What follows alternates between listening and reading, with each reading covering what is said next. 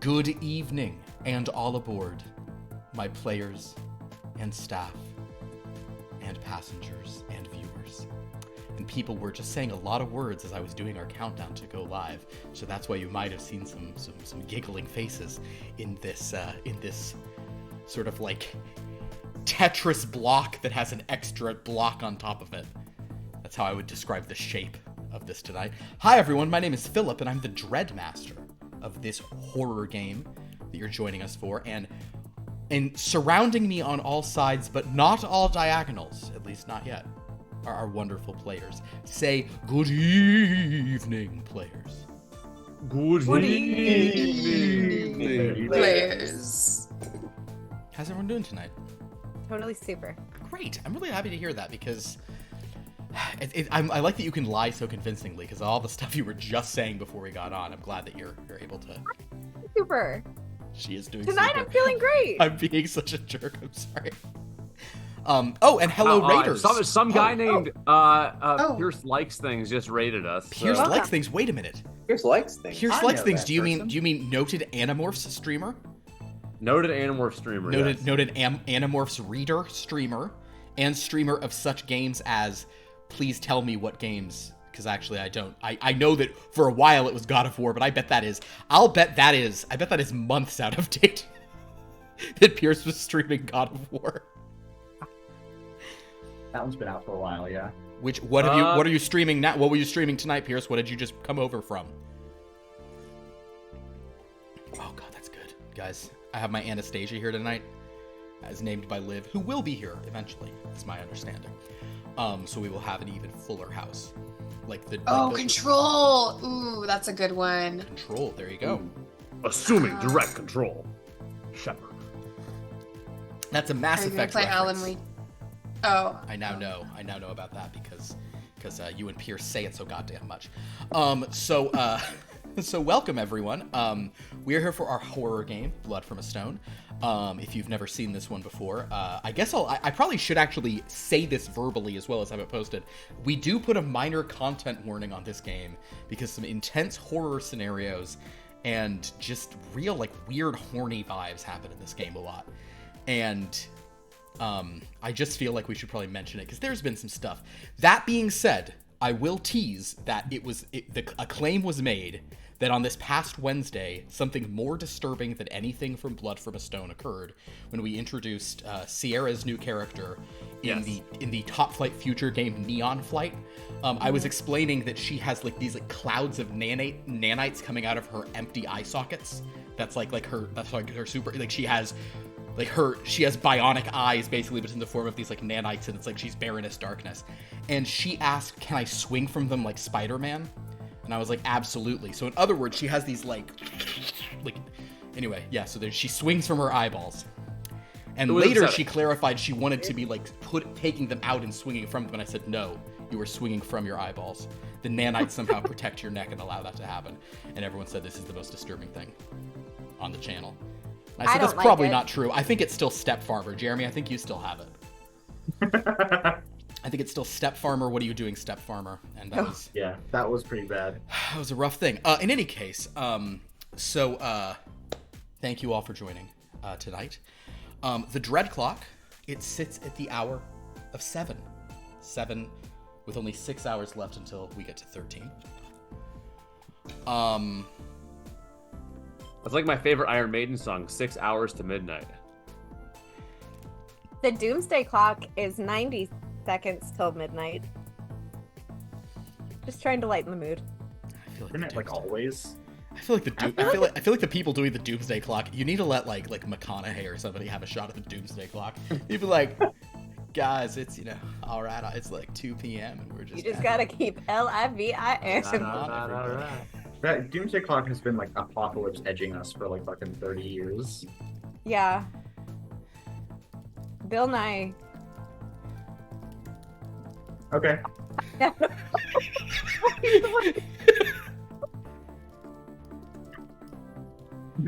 I'm a little punchy tonight. I'm just so excited to be here. I'm excited to you too. I'm excited we have so many people here. We have a lot sort of to, I suppose we could say, catch up on our game here.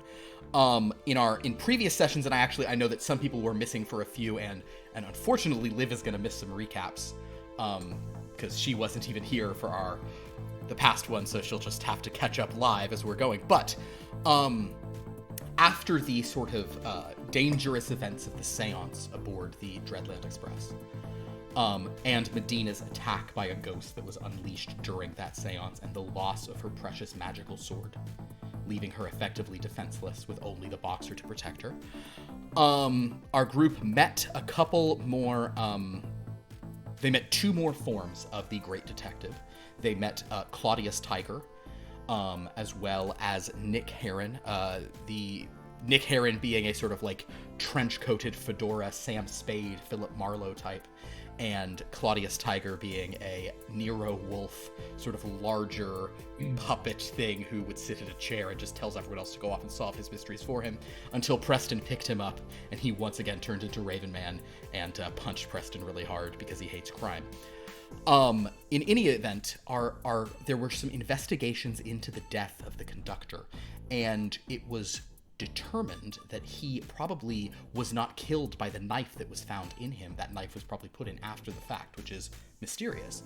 And the knife was clicking against a little, like, ticket clicker that he had in his pocket, a little, the metal, like, tick, they do as they count passengers.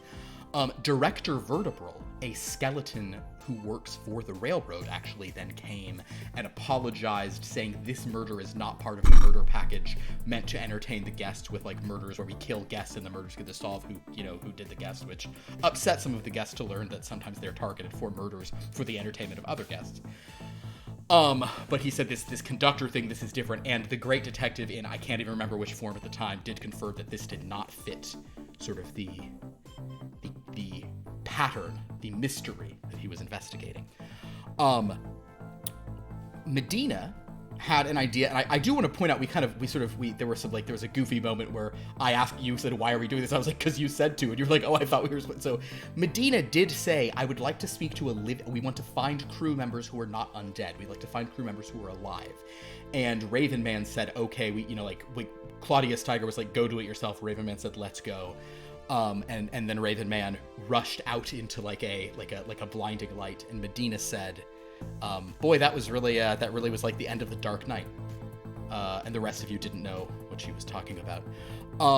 However, the group then found a phone marked for crew use only, which they said maybe we should attempt to do this. And they started asking questions of the only crew left in the room, that silent, grinning bartender. Basically, Medina decided, let's give him a pen and paper. She asked if there were any living members of the crew. He replied that the engineer is alive. And then he added, you're going to die at 6 p.m. and placed a dread coin down, clearly as a bet. At this point, we had a horror surge. And the ghost inside of Reginald Smuggles, Sibiana, decided to try to win a bet herself. She pulled a dread coin from Reginald's pocket, placed it on the bar, and proceeded to attempt to murder Medina, taking control of Reginald's very powerful punches. The boxer managed to stop that and lay Reginald out. Reginald resumed control, but having learned that people were betting against Medina and realizing that this safe place he had taken Medina to does not seem so safe at all, the boxer punched off the head of the bartender, and suggested that he kind of really just wanted to kill Reginald, like, just to do it, but Medina sort of said he seems to be in control now. He also made a big deal about he just tried to, like, disperse those dread coins in such a way that, like, no one was winning the bet was off, tossing it out the window and such.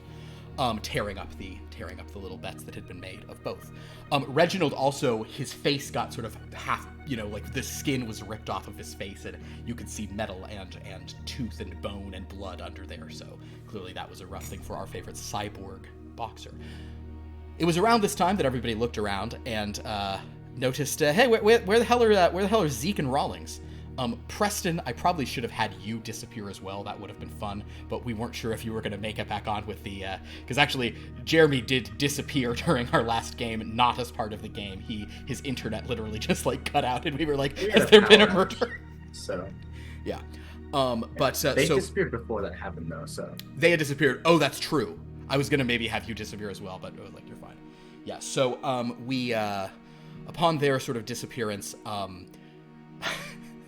Everett decided to make a call, and with Medina's help, made the least useful request of the kind of just saying that Medina was trying to say there's a sound in here so that maybe the engineer would come check out the room. Everett interpreted that as to say there's bees here, and pretty soon a shuffling undead in a beekeeper costume carrying coffee, because Everett also said we're very drunk and the bartender has been destroyed, came in with a sort of like a I also looked up the term, it's called a flit gun, the old-fashioned like puff thing that cartoon people would use as to exterminate stuff. Came in. They managed to sort of convey that they please don't dust this whole room and kill us all with pesticide. The undead eventually made a call in the Fantese language, which I think Rawlings does speak Fantese, but sadly was not present.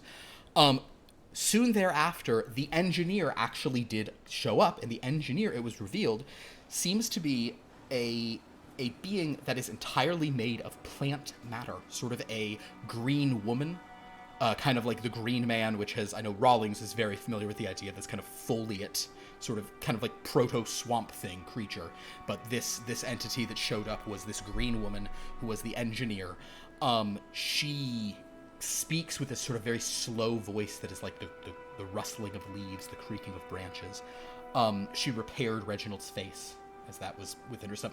Though she is made of plant, she apparently is incredibly adept at mechanics, which is strange. She then told the group, when they asked, that the next stop would be Merc Station, that this train would be stopping in Merc, which Medina said Rawlings will know about that, but where the hell is he? The Boxer, however, said, we need to get Rawlings off of this train ASAP. Or not Rawlings. He's like, I'm getting Medina off this train. This is bad news. Like, I don't want to do this anymore. So as they sort of started debating, they're like, we need to go find Rawlings, and we want to find Rawlings and Zeke because they disappeared. We don't know what happened to them. Everett was contacted by Dracula. Everett then gave Dracula a recap of everything that happened that was maybe 15% right? 20%? I don't know the zone you were going for, Zane, but it seemed like it was around that area of accuracy and what to properly focus on. But Dracula explained that someone named Etienne Rene has escaped from Darkmoor and has taken something that Dracula didn't realize was valuable. He's also taken one of Dracula's vampires, his wife, but Dracula is offended by that, but the real thing is he stole this item. Everett got a little confused because he knew, and I think this because did you roll a 13 for this? Was this a bad luck 13 that this happened on? I think it might have been It was a bad roll. I don't remember if it was a 13 or not. God, I hope it was. In any event, Everett, kind of getting confused and knowing that Rawlings and Zeke had been talking about someone named Etienne a great deal, went ahead and said, oh yeah, he's on the train. This Etienne guy's on the train. Dracula said he will come to Merc to meet the train, when Everett said that's where it's going, and that Everett is going to get a really rewarding release for doing such a good job of finding the person who's on this train. And that is where we left off. So, is there any other beats I'm forgetting? I always ask just in case. You did a pretty darn good job there. You know, I mean, what I did is I read, I didn't summarize enough. I just read too much of my recaps. But now's the time for a new session. So with all of that in mind, I would like to share with you all in joy and happiness this, our invocation for chapter 129 of Blood from Stone, A Tale of Love and Dread. Crazy. But that's how it goes. Millions of people living as foes. Maybe it's not too late to learn how to love and forget how to hate. Mental wounds not healing. Life's a bitter shame. I'm going off the rails on a crazy train. So. Guys, come on. We're all having a good time here. The first thing I'd like to do here, actually, Astrid. Hi, Astrid. How are you? Very good. How are you? You know, I'm doing all right, but... Well, actually, Fable, I hope you're doing well. Astrid may not be doing so hot. I would like for you, Astrid, to make a luck roll. So please roll a d20, and you're going to keep rolling until you are 13 or lower. And if you could roll a 13, that would be radical for this guy. All right. I'd be a smiling person. It. 4. A 4. Okay. So, with a 4, we're not going to go into the full details of this because we have not yet sort of shared all details of this. So in the movie of this adventure, of this scene, we might have a few brief scenes of Astrid frantically moving through the sort of kind of the second class, the third class carriages, looking for someone. And Astrid, despite your beauty, perhaps it is because, you know, there's suddenly a wrinkle or two on your face and you have such a frantic manner to you. You are unluckily not able to find a willing individual to help you out. That being said... Go ahead. Okay. A willing individual? You can't find a willing individual, which can help you, but since you can't find a willing individual, we will certainly say that you can find someone. So what I'd like you to do... Oh, look, and actually we're going to... we're just going to bring our buddy... gonna make it a full house here for a moment. As you're sort of trying to do this, I would love for you to simply make a taste roll, Astrid. Taste roll.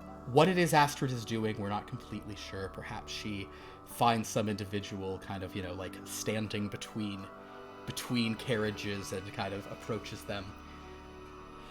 She finds a person. These are kind of, you know, we'll say that in the movie of this, these are sort of impressionistic shots, perhaps intercut with... Need you to know that I had a 75 was the upper limit of a success. Mm-hmm. I rolled a 76. Okay. And what's really bad is... For the best of us. What's really bad No, is... it happens every week. Had this person been a willing target, your gauge is increased by 15 on each side. But because they were unwilling, because of that luck roll, Astrid really is not with luck. So I am going to say, Astrid, you do have one option here, however. If you would like to, you could expend 3 of your precious power and roll again. You're low on power already, but you're not only coming back... Well, there's various reasons you're back here is the point. So you need to do this. You need to make this happen for yourself. Yeah. Okay. All right, so I Astrid will will... spend 3. But yeah. So simply re-roll the roll. 71. 71. So now, with a great deal less power here, so we'll cut you down to 6. That being said, please roll a d4.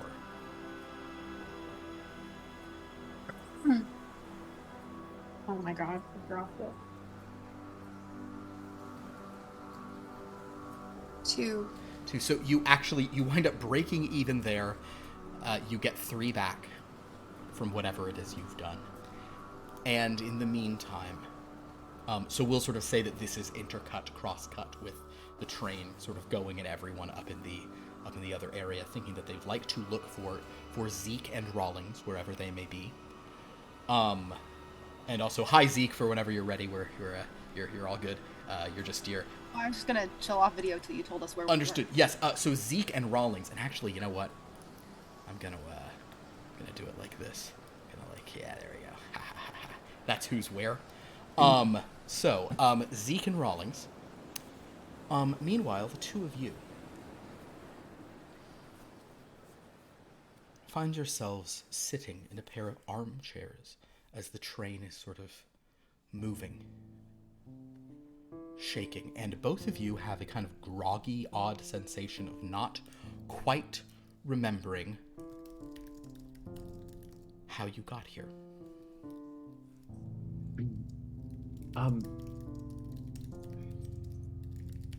Did you see me drinking anything suspect? No, but I drank a lot. Do I have like any like weird taste in my mouth? I love that. Please make a taste roll. God, first 2 rolls of the night, and their taste, baby.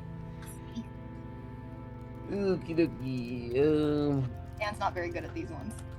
Yeah, I have no taste. That's a 39, which is within my gauge, but more importantly, it is also a multiple of 13. We all know it's a multiple of 13. Please whip out that sweet, sweet D13, my good friend. And since it was a taste roll.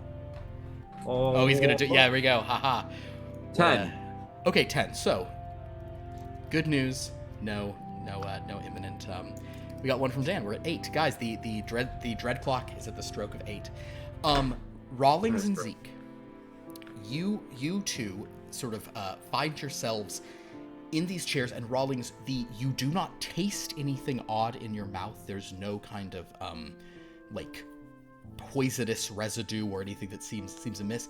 Your mouth perhaps tastes very slightly kind of like the way it might after like an unexpected nap, but it's not a strong thing. So you would more suspect that you might have you might have just had some kind of unconsciousness that was, you know what? Analyze and you can add your, analyze and you can just add the occult. So this is a preposterous 45 in each direction. You just don't roll 1 through 4 or 6 through, Yeah, 78. Able to also do kind of like a self-assessment, and since she knows pretty much every drug. And she does know every drug, doesn't she? Anything. I'll tell you what, street drugs plus detect vibe, I think. So that's going to give you a gauge of 30, so you need to roll between a 20 and an 80. Okay, well, I rolled a 37. There you go. So yes, you also kind of, Zeke, have a sense that you're not sure if you cannot identify any drug, and as, you know that there's upsetting things here. Rawlings probably, may suspect this was a more magical sleeping that occurred to both of you, a spell, so kind of, supernatural rather than pharmacological. Pharmacological. Oh boy, guys. In any case, pharmacological would be like solving problems on the back, 40 acres. Thanks. Everett knows all about that. He's such a farm-logical kind of guy. I love it. So both of you feel that you have maybe been sort of moved somewhere, and you were asleep, but you are in very comfortable large armchairs. They're sort of they're not spinning, but they seem to be kind of angled. And you are in a lounge that you have not seen before, but it is well appointed.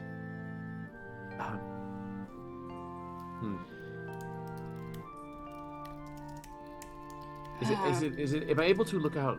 I mean, can I see the windows closed, like the shades down? The shades are the shades would be you can see out the windows, and it does seem that the train is still sitting, and there's kind of some receding water out the side.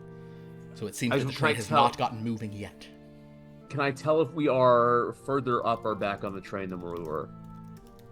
I love this idea. Please make I'm going to have that be a calculate, as you try to look out and determine, based on the angle of the last thing you remember. No, that's a 20, so just outside. Sadly, you cannot quite see, you cannot quite determine it. Can I scope the room for any buttons? You absolutely can. Please make a let's do that, a look or investigate. I'll give it your choice. Which one's better? Oh geez, investigate's great for you. Yeah, I think investigate. I forgot that about you. Yeah, she's and you should be the great detective here. My God. 46. A 46. Yeah. 46, which is both a success for you, a very, very close to the thing, and also is tragically not a multiple of 13. So you, yes, you begin to look around the room, and are you going to get out of the chair and kind of walk around, or are you trying to very gingerly? Very gingerly. If you get up and very gingerly begin to sort of look around, you will notice that there actually is a large, it almost looks like an old-fashioned telephone switchboard. It's kind of like a little desk with all sorts of buttons and things on it, and maybe even you're not sure if there's like viewports or like ways to view stuff, but this room, though well appointed, you do see some kind of apparatus. It is covered in buttons, and with that roll so close to 50, I'll say you do see one of them very clearly has a like just ghost on it. Cool. Real Great. prominent ghost button. Rawlings, see this whole area? We're not fucking touching anything. No, I've of course not.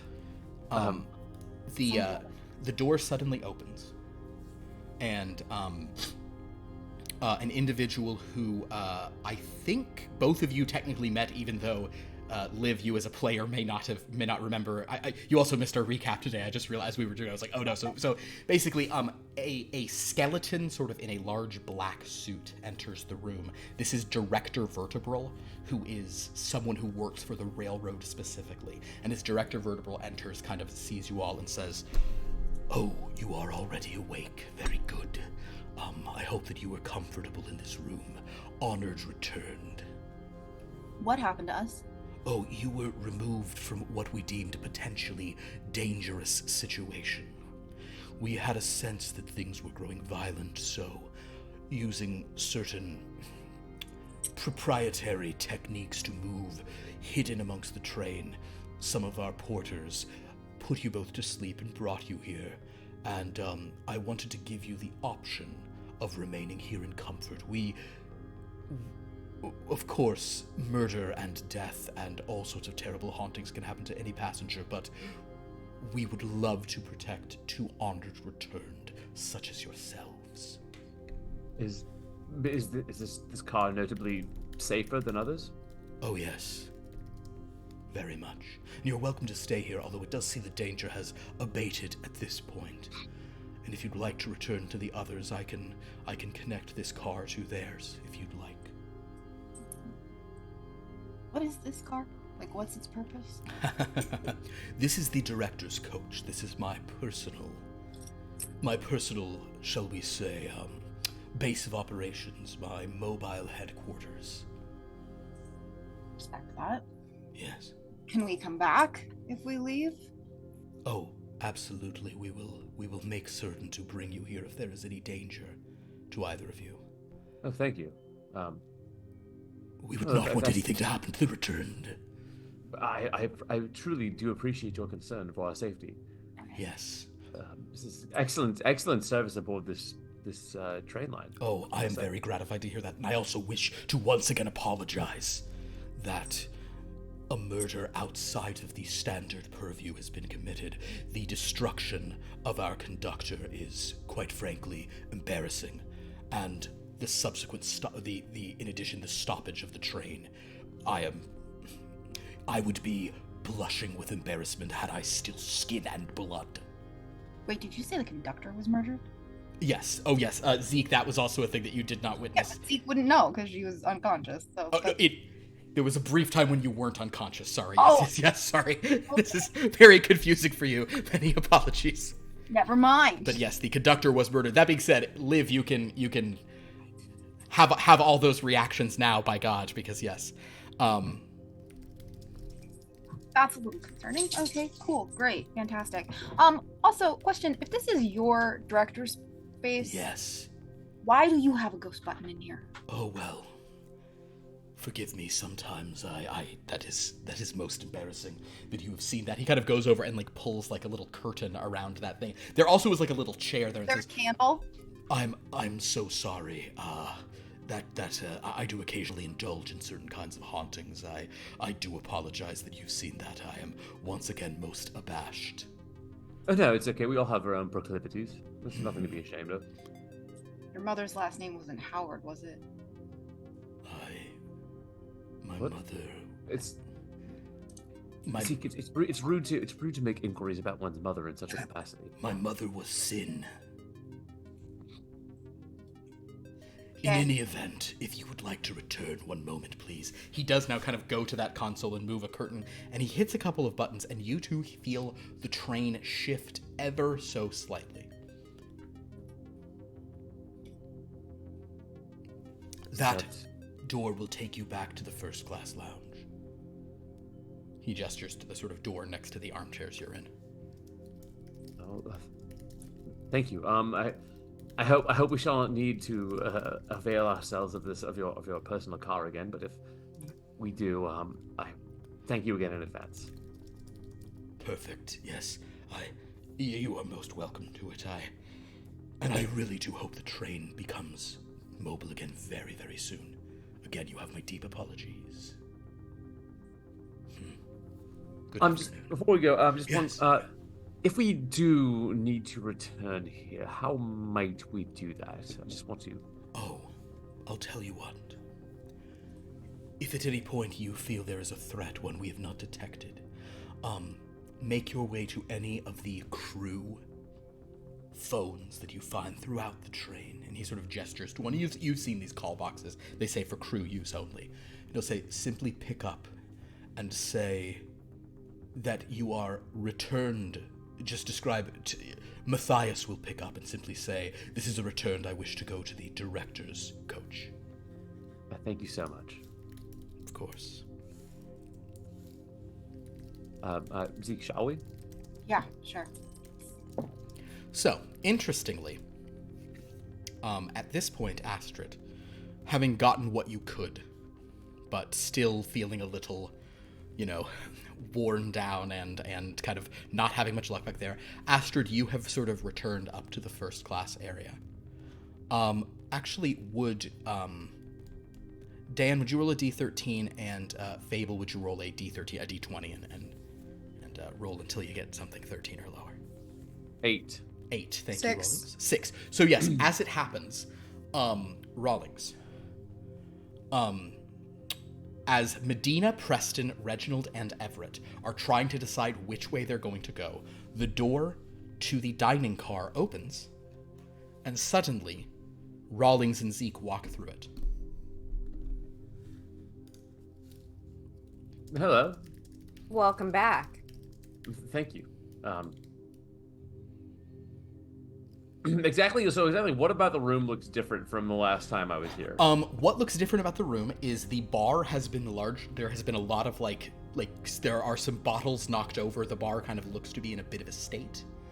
And there does seem to be some maybe some tears and rips in the carpet where you had seen a body, you'd seen a sort of, so the body has now been removed, and there also is no longer a bartender. In fact, Preston may still, we'll say Preston has gone back around just to, make himself another drink and pour a couple for anyone else. So it is only the four of them and the boxer in this room. As you guys approach, actually the boxer sort of spins they're fine. Am I? You're fine, man. You're fine. Sorry, we had a bit of a kerfuffle, as it were. yeah, something like that. Yeah, Rawlings, I don't know if you heard, but the next stop is Merc. Oh, really? Yep. That's, yeah. I honestly don't know how long it's been since I've been home. I mean, I guess it only feels like a matter of days for me, but as far as I know, it could be years. Or, I mean, I even lost time when yeah, I'm sorry, I'm rambling. Will you be trying to get off on the next stop then?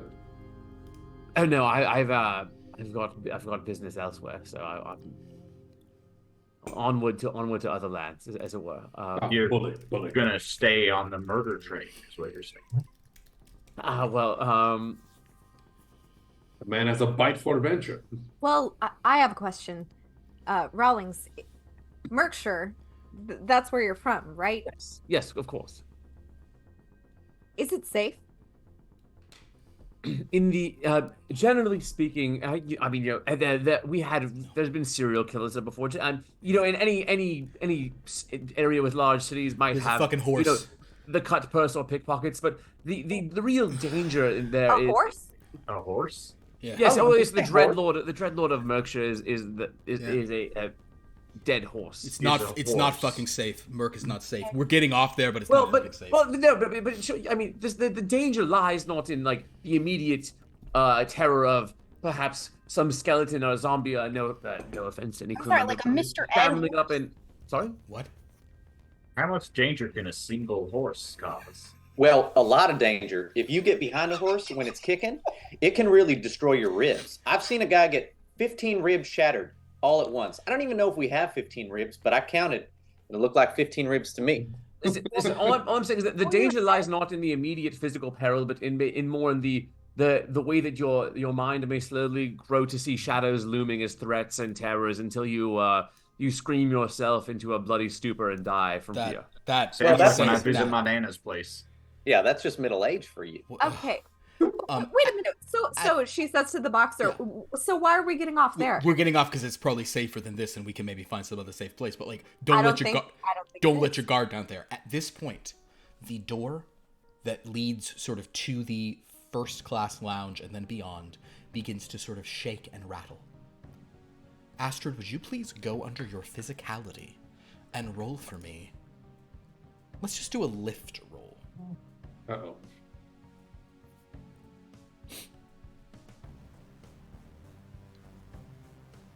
Just lift. Just lift. 34.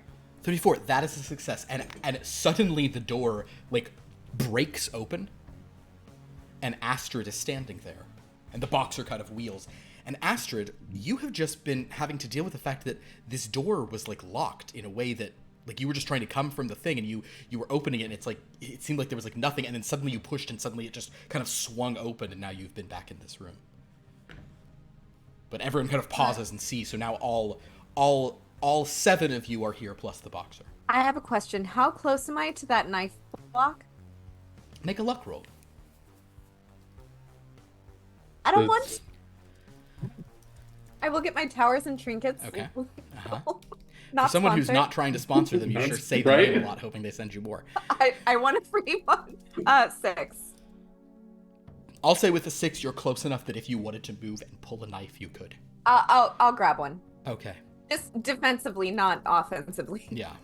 So Astrid has just popped in the room. Astrid has popped in the room. Astrid does look a bit, there's some pronounced crow's feet, and Astrid looks a little haggard, similar to how she did when you last saw her. But as you guys are sort of standing there, there is definitely Is the boxer still wary of me? Yeah, I mean, the boxer is keeping an eye on you, but the boxer is more putting himself, like, between Medina and Astrid. I would like to rush to where Astrid is. Okay. Reginald, you can rush to Astrid. Astrid, Reginald runs at you. Reginald's face, by the way, kind of almost the opposite of yours, feels like even, like, the skin feels even, like, tighter and more, like taut than it had when you last saw him. It's good to see you. What have you done to your face? The ruffian over there. Nothing I can't handle. Alright. Feeling a little bit better than when I left. Sorry I left you. Didn't spend some time with the rest of the crew. Or team? Group? I don't even know what we are. I'd like to think of family.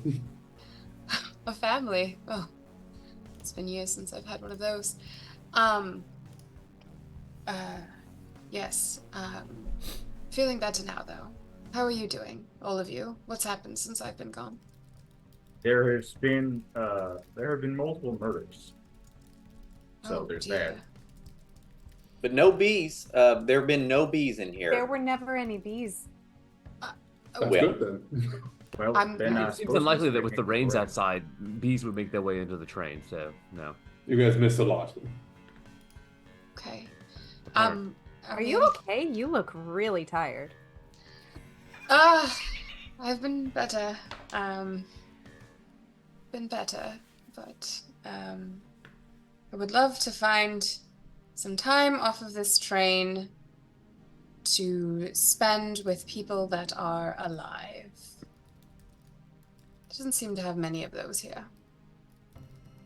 Well, Anyway. the engineer is alive, and the engineer is made of vines, and is not very talkative, but I think was very kind at heart. But yeah, you're right. You should probably get off the train and spend it with the. I hear there's a horse in the place where they invented the merkin. I'm sorry? An evil Is that- horse in a place called Merc. That is Where they not- may or may not are Merkins, we don't know.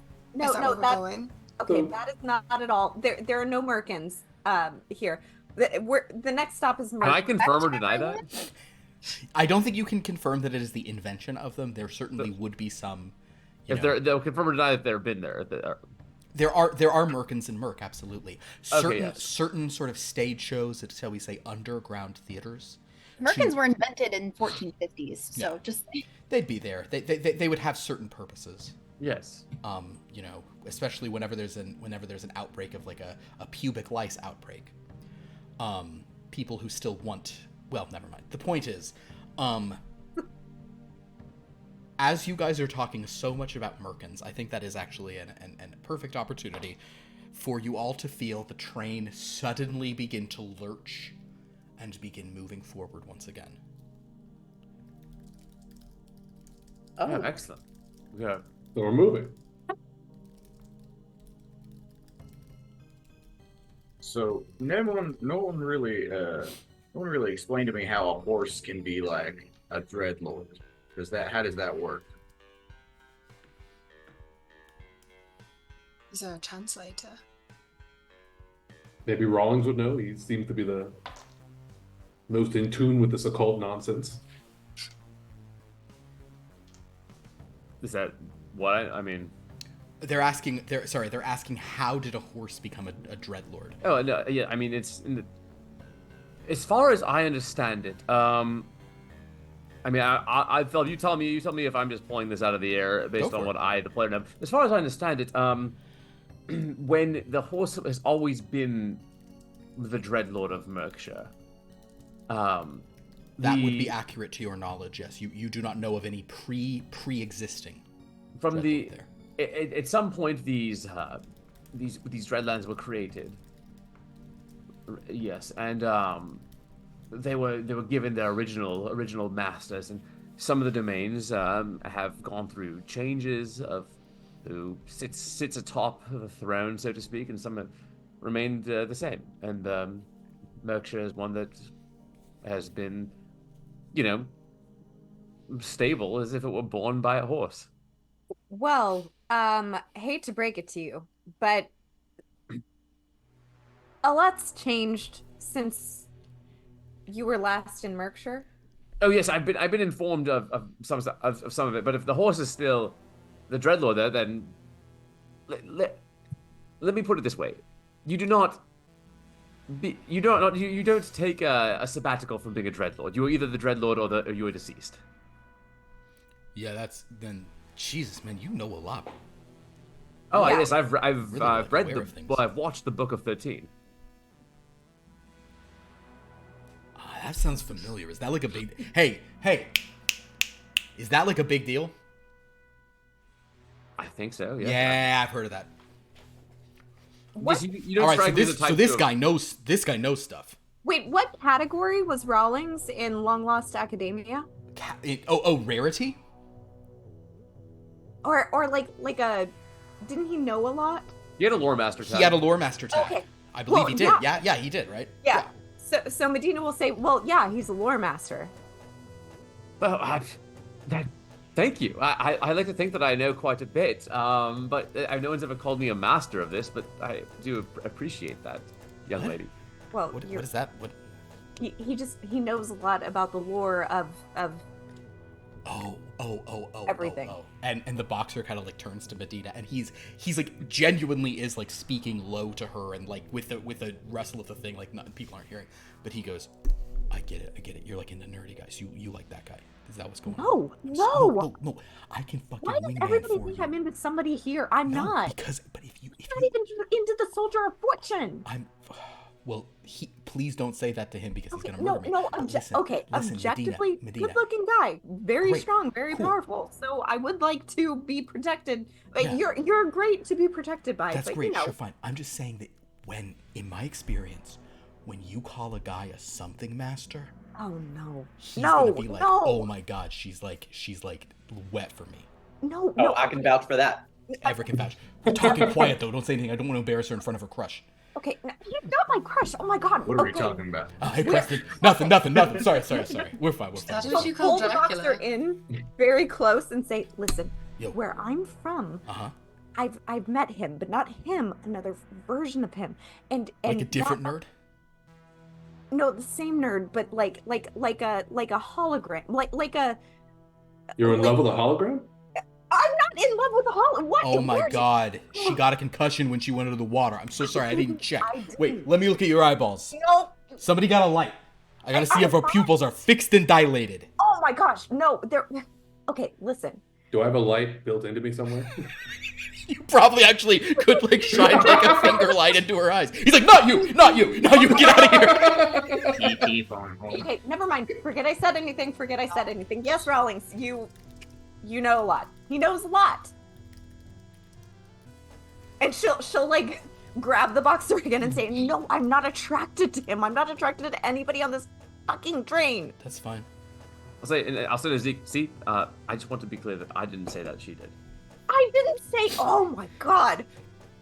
Wait, No, that was about me knowing. That one, that was under my breath to Zeke. Two, that was about me knowing a lot. Well, everybody can hear everything in this cabin, apparently. Apparently. What are we talking about? Nothing. Astrid, do you need a chair? You look a little tired. I would love one, thank you. Why do these people keep telling this lady Drink? she looks tired? That's like the main thing not to say to Yes. ladies. Please. I'm already behind the bar. What do you need? A martini, please. Yeah, sure. I can probably figure out how to make one of those. Preston? Let's see how good you can make a martini. Uh-oh. with what you know. So, mixology. Preston, if you'd like to, and I would say this is not unreasonable for you, given the main thing we've seen you do so far. If you wanted to spend some of your knowledge points, you could give yourself mixology. That is really funny. I think I will do that. All right, cool. So you could do, I think, try to, no, actually, you can do any amount of points into that. You can't, you just can't exceed 40, but you don't even have 40 points. So however many you'd like to do. What this is this will be whenever you make rolls involving mixology, that will increase your gauge by that much. It's kind of like a standing gauge. Is that on increase. top of? So it's if you see the knowledge is, yeah, if the knowledge is next to will, it's got, you kind of scroll over, and you have 26 knowledge points. You can put any or all of them into a new subject of mixology. I never got to do this. Got to do what? Put points into anything. Because you had a pre-existing character. Well, And You know what, Lauren? There you go. You have that many knowledge points to put into something if you ever want to. is this like a bonus that gets added onto whatever roll I gave you so make few. having to do with mixology? So in other words, yes, if you were to make, like, if you were to ever make a fine motor skills roll to make a specific drink, you would add this many points to your gauge, so you would no longer have a 23, you'd have a whatever it would be. And everyone, I should mention while he's putting this together, we haven't talked about this in a moment, we are using the Track 50 proprietary D100 system that I built for this game, which is where the goal of this system is you want to roll as close to 50 as possible. You have a gauge, like a train track gauge, on either side of it. The better you are, the wider your gauge is. If you roll above your gauge, you're kind of out of control and you kind of do something too much. If you roll under your gauge, you don't do it enough. So it's kind of two different ways to fail. I'm pretty happy with it because it means there's two different kinds of critical failures and they're different. All right. What am I rolling for this? So I think for this one, let's do a, how much did you put into it? I put 10 into it. Love it. All right, this guy knows his alcohol. He's made some drinks. Let's do, since we'll say that because now you know what it is, let's do it in fine motor skills. So you have a 33, so you're trying to roll between 17 and 83. And the closer the better. Okay, 33. Oh, that's good. 33? Yeah. Oh, no, I'm going to. No, I was just repeating what you said. Oh, darn. Because I was. What did I have to roll in between? You have to roll in between 17 and 83.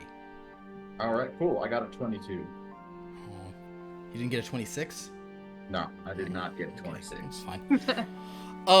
You wind up making a perfectly passable. It is kind of you are not too strong on the vermouth. You kind of like you're not sure what her taste would be. You figure you're underplay it. So if Astrid loves an incredibly dry martini, that's not what this is. You don't have a ton of vermouth, but it's a well enough made drink.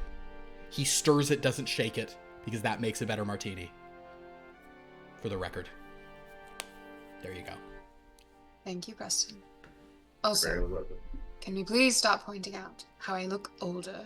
Boxer's right. I don't want to think about that. I didn't say that. No, just in general. I did, and I'm sorry. I'm so sorry. That was pretty rude. It was, and I'm sorry. I'm okay. trying to do better. I'm It's been a listening. long- I'm learning. Okay? It's been a long day. I look at Astrid and all I see is beauty greater than the finest of wines. Thank you, darling. The boxer nudges Medina and goes, even though I still want to kill that guy, that's how you flirt with someone. Okay. I'm not trying to flirt with anybody. Oh my I god. get it. No. Hey, Medina. Gotcha. She'll yell at Preston.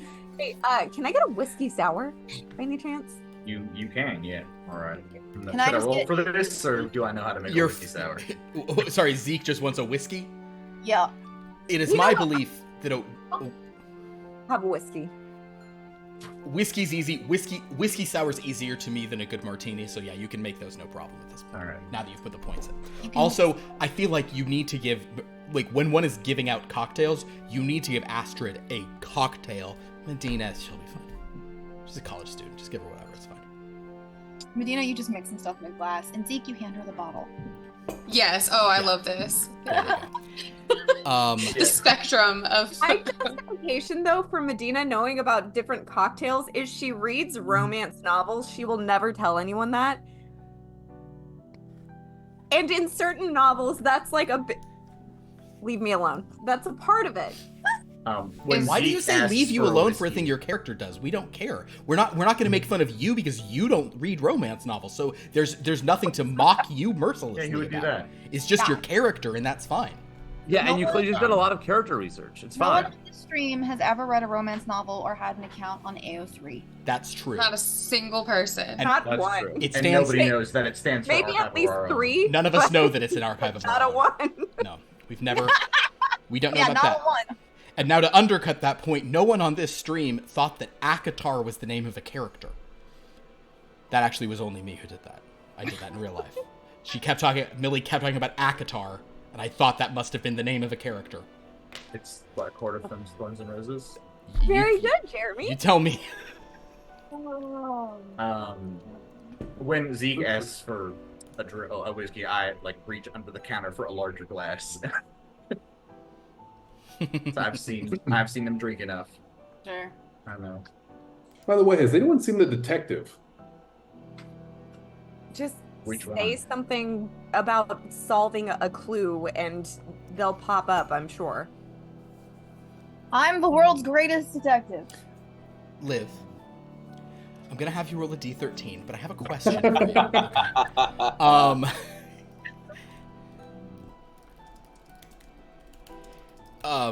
Would you like to are you cool to simply roll and see what happens, or would you like to guarantee that you guys get a new detective? Because we've only had the detectives. We've had like Morecastle Clark has shown up like 19 times. Wait, so which numbers have we not hit? What you have yet not hit, you have hit 1 through 5, 7, and 8. We don't have 6, and then we don't have 9, 10, 11, 12, or 13. What I will do is if you roll a number that has already been there, I will simply go to the next high, like I will just move up. So if you roll 1 through 5, you'll get 6. If you roll 7 or 8, you'll get 9, and then otherwise, if you roll 9 through 13, you'll get what you get. Here's my question. Do you really want us to get one of the other detectives? I want to give the option if you guys are tired of seeing these people and want to see more people. It doesn't matter to me. I'm happy to leave it all to the dice. I gotta be honest, there's some fun ones on here. One of them, I hope I get the accent right.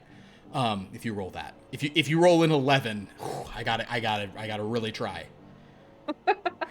Because I was going to say, if you really want one of them to come out, I'd be happy to guarantee it if we can turn the dread clock back by 1. Nah. Oh, yeah. Nah.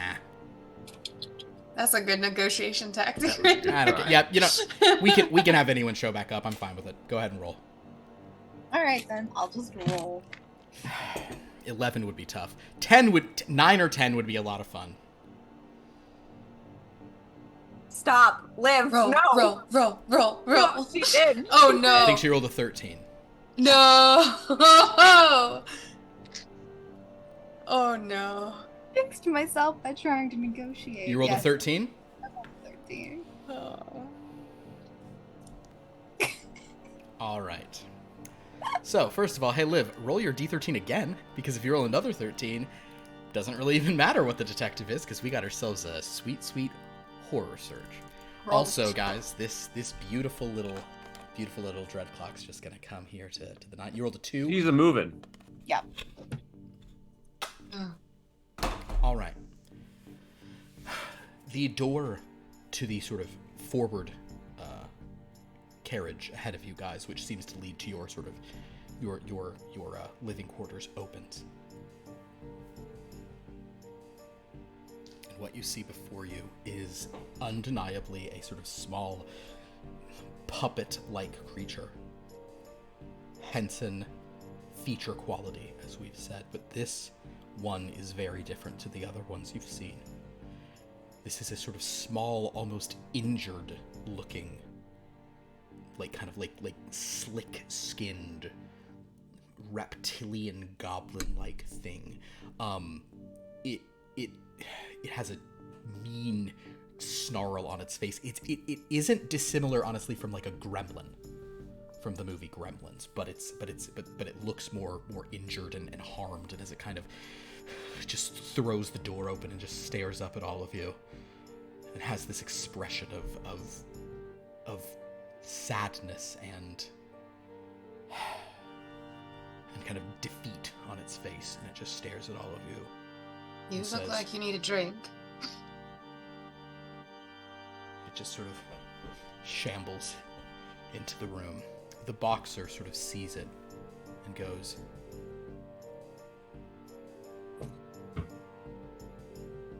"Weird. Looks What? almost familiar." It looks like it's from the labyrinth. What's the labyrinth?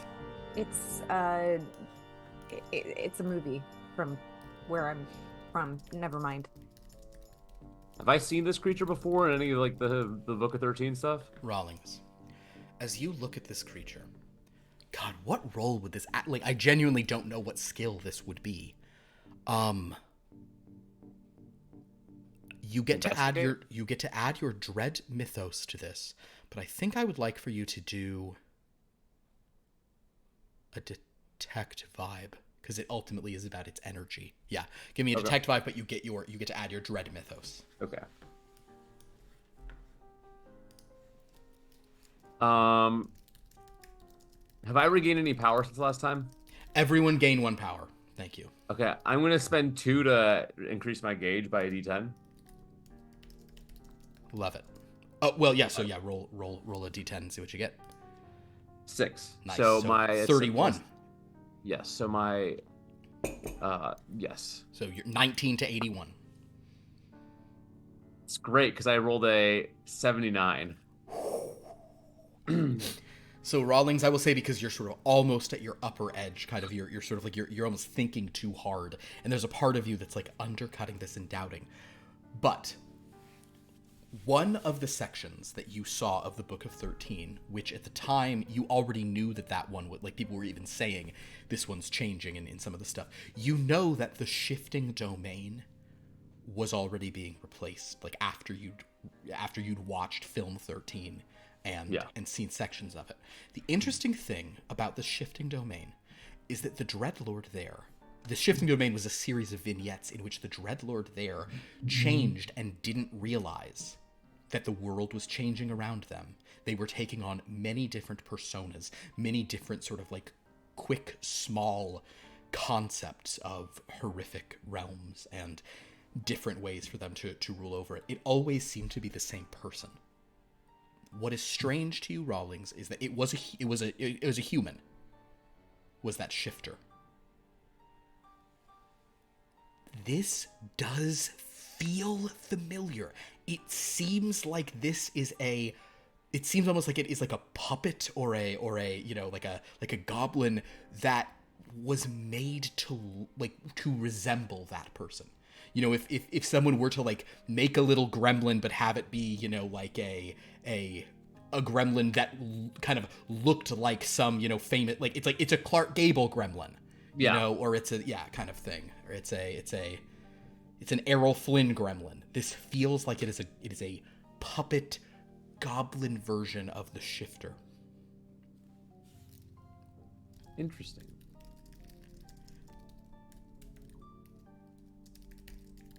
Do you say anything about that out loud, or you just note that to No. yourself? Cool. For now, I keep it to myself. This thing sort of just kind of walks in, though, and is like,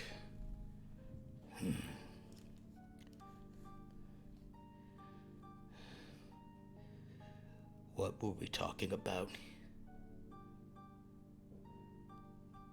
Getting drinks.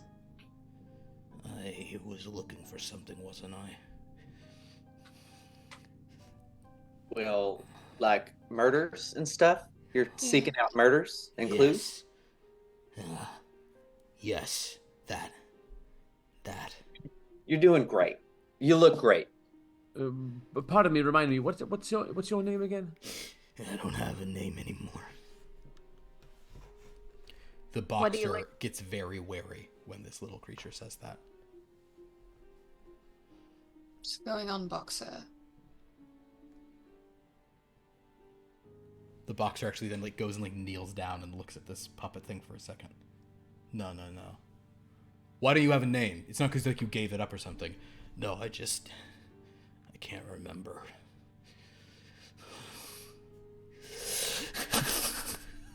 What do you remember last? I was looking for someone alive up there, but they're all dead. Except for the engineer. Yeah. Yeah. I'm not supposed to be here. Wait, you're not? No, Where are you supposed to be? I don't know. Something's wrong. This isn't who I am. Oh, something's wrong. Something's wrong. Okay, do you remember being in your own domain?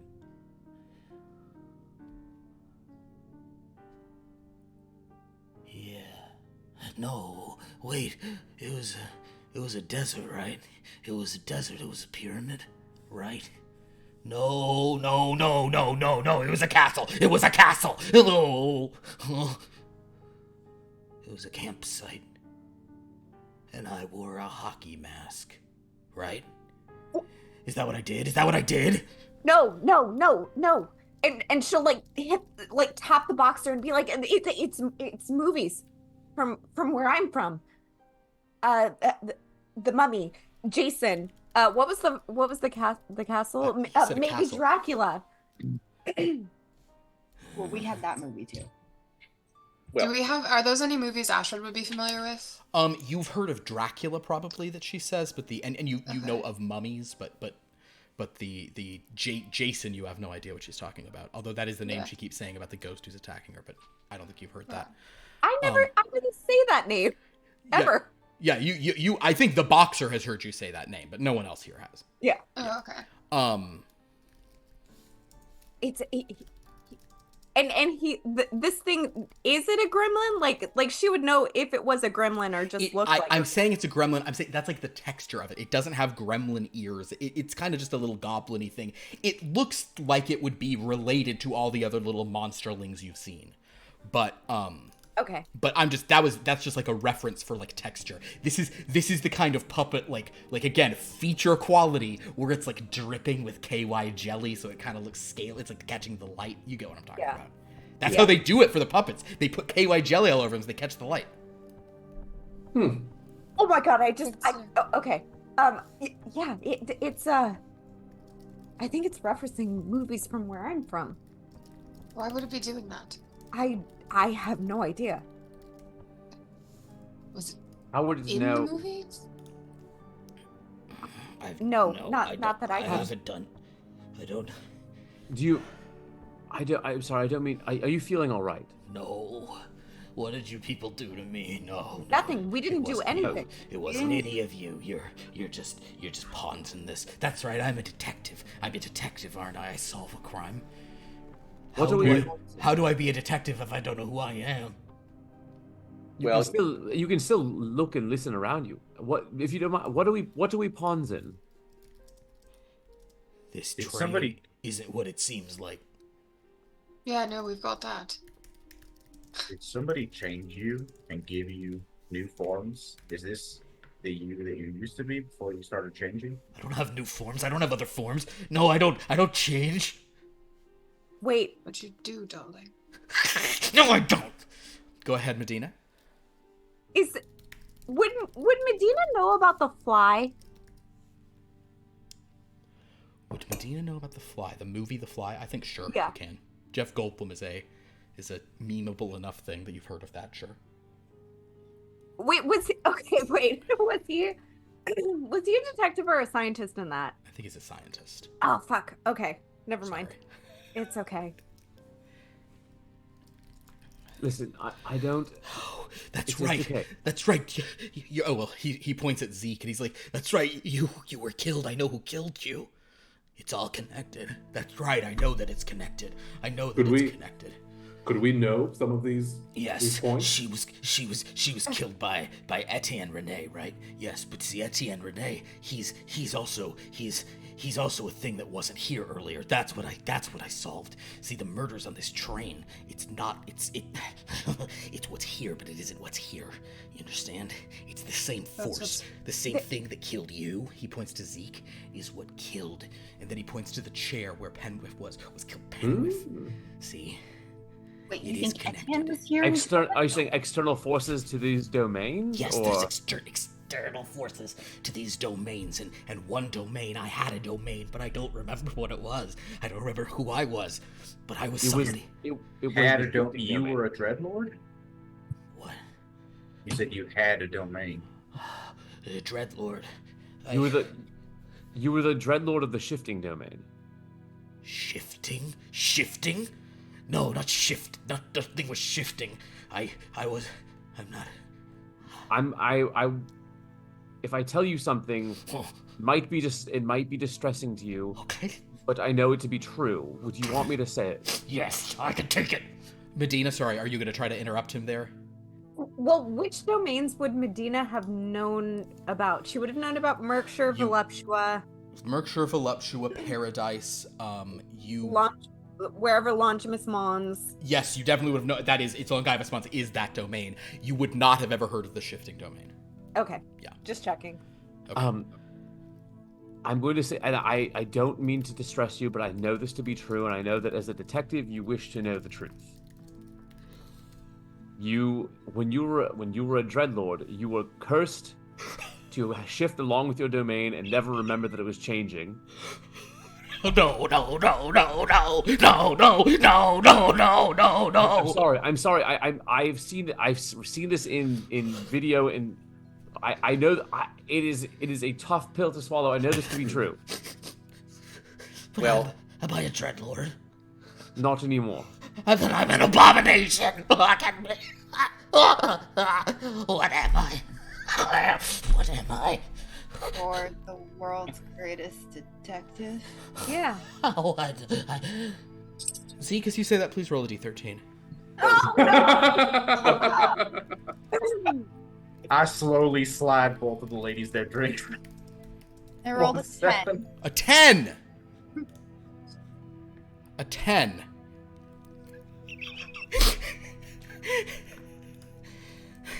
Okay. Oh God. No. That's a-okay. So I'm gonna say that the train shifts aggressively, and this like pathetic, sad, just like pathos drenched thing falls to the ground, and suddenly you all see a pair of glasses land in the middle of the carpet. And this thing now has kind of like bob haircut, and suddenly the great detective is wearing a skirt and a big orange sweater over its sort of like monster-like body, and just starts going, "Jeepers, where are my glasses? Jeepers, I can't find my glasses." Gotta be Astrid shitting me. picks up the glasses. Oh, Hands them. oh, thank you. Oh, and stands up and says, "Oh, sorry, I lost my glasses. I was confused. But anyway, I think I'm knowing what's really going on here. This train isn't haunted at all." My friends and I, well, wherever they are. I gotta get back to the rest of the gang, but I think we're almost about to solve this mystery. No, it's Right, because you're the greatest detective. Oh, I'm just part of a great detective team. You know, Right. the whole crew's great, but Wait a minute. Is there a dog on your team? a dog? Yeah. Oh, no. We do have an animal, though. We have a chinchilla. What the fuck? What? What? A chinchilla, it's an animal. You guys have no, chinchillas, right? Thank you. Yes.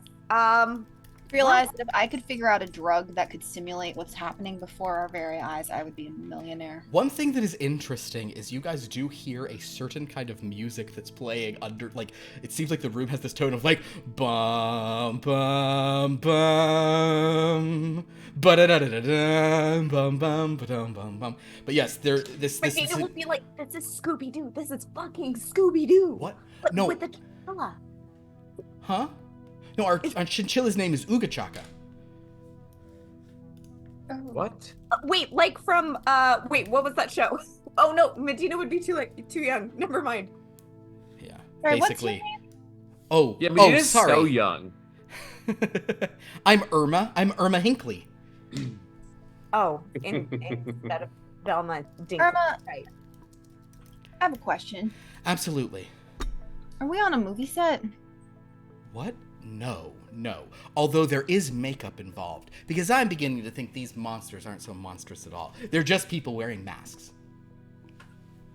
Ooh, I none don't of us like did this. try to pull their skin off, man. Exactly. And once we find out who they really are, we'll reveal who's been behind this whole prank. But they aren't alive. Well, they just want you to think that. It's just a way of scaring you. One Well, dude just got his head punched off. It's just special effects. So in that way, it is like we're on a movie set. Okay, no, but the point of Scooby-Doo was always like hell is other people, right? Like the person that you expect to be just like a kind old man who owns a spooky mansion is actually the murderer, or like the kind little lady who owns the little candy store on the corner is the burglar. You know what I mean? Have we met a kind? I You wanna really illustrate don't know it? what you're talking about, but it is actually very similar to a lot of our cases. Exactly. Excuse me. So I was saying that somebody that we don't expect is the killer? Yes. I'm just saying a lot of things are connected, like the former pretend murder of Zeke and the pretend murders that have happened so far, because it's not real murder, of course. No. What was your name? Irma. No, I'm pretty sure I was really murdered. It was all a really good trick. No. No, I'm pretty sure I was really dead. But people don't really get murdered. That's too violent. Oh my God. You change it. Psychological defense. It's called denial. I mean, it keeps you feeling safe. You know, when the No. world's too big. No, you're mistaken. Denial's just a river. I can't believe I didn't see this before. It's all detectives that are analogs for detectives that are from my world in like pop culture. No, And what world is that? What world is that? What, Yeah, that's great. Can we get a new one? This one seems not too bright. it's just another world. I'm the world's greatest detective again. We'll talk about it. She'll lean into Rawlings and be like, "We'll talk about this later, okay?" I would love to talk about this right this instant. I just want to know if anyone's gonna get murdered again. Oh, well, very likely. People might get murdered again, but of course it won't be for real. But the nefarious plot is happening. It's all something to do with shutting down the amusement park, which is what a lot of people would think of like as a train. Bum, bum, bum, bum, bum. Medina, may I speak with you in private? He has to come, and she'll point to the boxer. Yep. Very well, that's fine. Listen, that's fine. Romeo. Oh, he's If she consents, you can put your hands on her. I'm fine with my that. God, no. But just like listen, bro. He looks at you and he goes, even if she's like okay with if I don't know, like I'm comfortable with you guys doing whatever. I'm not here to judge, but you I can speak for myself No. when it comes to consent. I appreciate no, your Medina, you can't. Okay, then I'll say it to you. adamant about consent. Medina, but even if you're cool with choking play, not today. I'm. Oh, what the? Oh, shut I'm up. just saying I'm not gonna risk it. Okay, let's go. And she'll just march into the closest. My cabin is more than open. Okay. But Irma, what would you say the likelihood of someone in our group potentially being the next victim. Oh. So far it's been people unrelated to us. Well, no, but it has often... Well, the first victim was, of course, another passenger. And then Zeke is a passenger, and she already was a victim. But since she's alive, that's how you know the murders aren't real. So, I think it's actually most likely that it's going to be one of you. And I have a funny feeling it's probably either going to be Medina, or that boxer guy, or Rawlings who just left, because they just went off on their own. Unless any of you want to go off just on your own. I think you're very good at this. I have 100% clearance rate on my cases. Well, it's with my team, of course. Were they all chinchillas? Well, no, excuse me. Ooga Chugga, the chinchilla, helped us with the cases and ate a lot of burritos along the way. Where is your team? Oh, they're just... Good point. I should go find them. I'll be right back. We'll all be here to help. Should you go off on your own? Could you be a victim? Oh, jeepers! I hope not. Why don't you have some of us come with you? Yeah, maybe Wherever it is better to do strength in numbers. I hate to leave some of you, and maybe I should just stay here and hope my team finds me eventually. Maybe. But will you be able to solve the mystery in just this one car? We will need to find more clues. We should at least wait until Medina, Rawlings, and the Boxer are either murdered or get back. I guess all we can do is wait for them. I suppose. Drinks, anybody? I'm enjoying mine. Thank you, though. Like a cosmopolitan. Poor Preston. Did you ask for a Neapolitan? Like I a wanted milkshake? I'd like a cosmopolitan. However, I would enjoy a Neapolitan. To follow my cosmopolitan now that you mention it.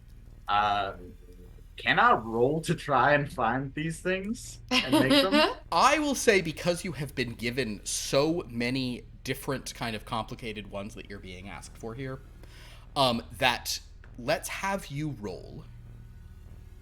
I'm looking at your thing. I'm going to try. I want to give you a fighting chance of this while also it being... yeah, it's not going to be that. I think it just is. It's going to be one of your main intellects, so this will be analyzed. So you'll have a 22 gauge on this roll. So you're trying to roll between a 28 and a 72.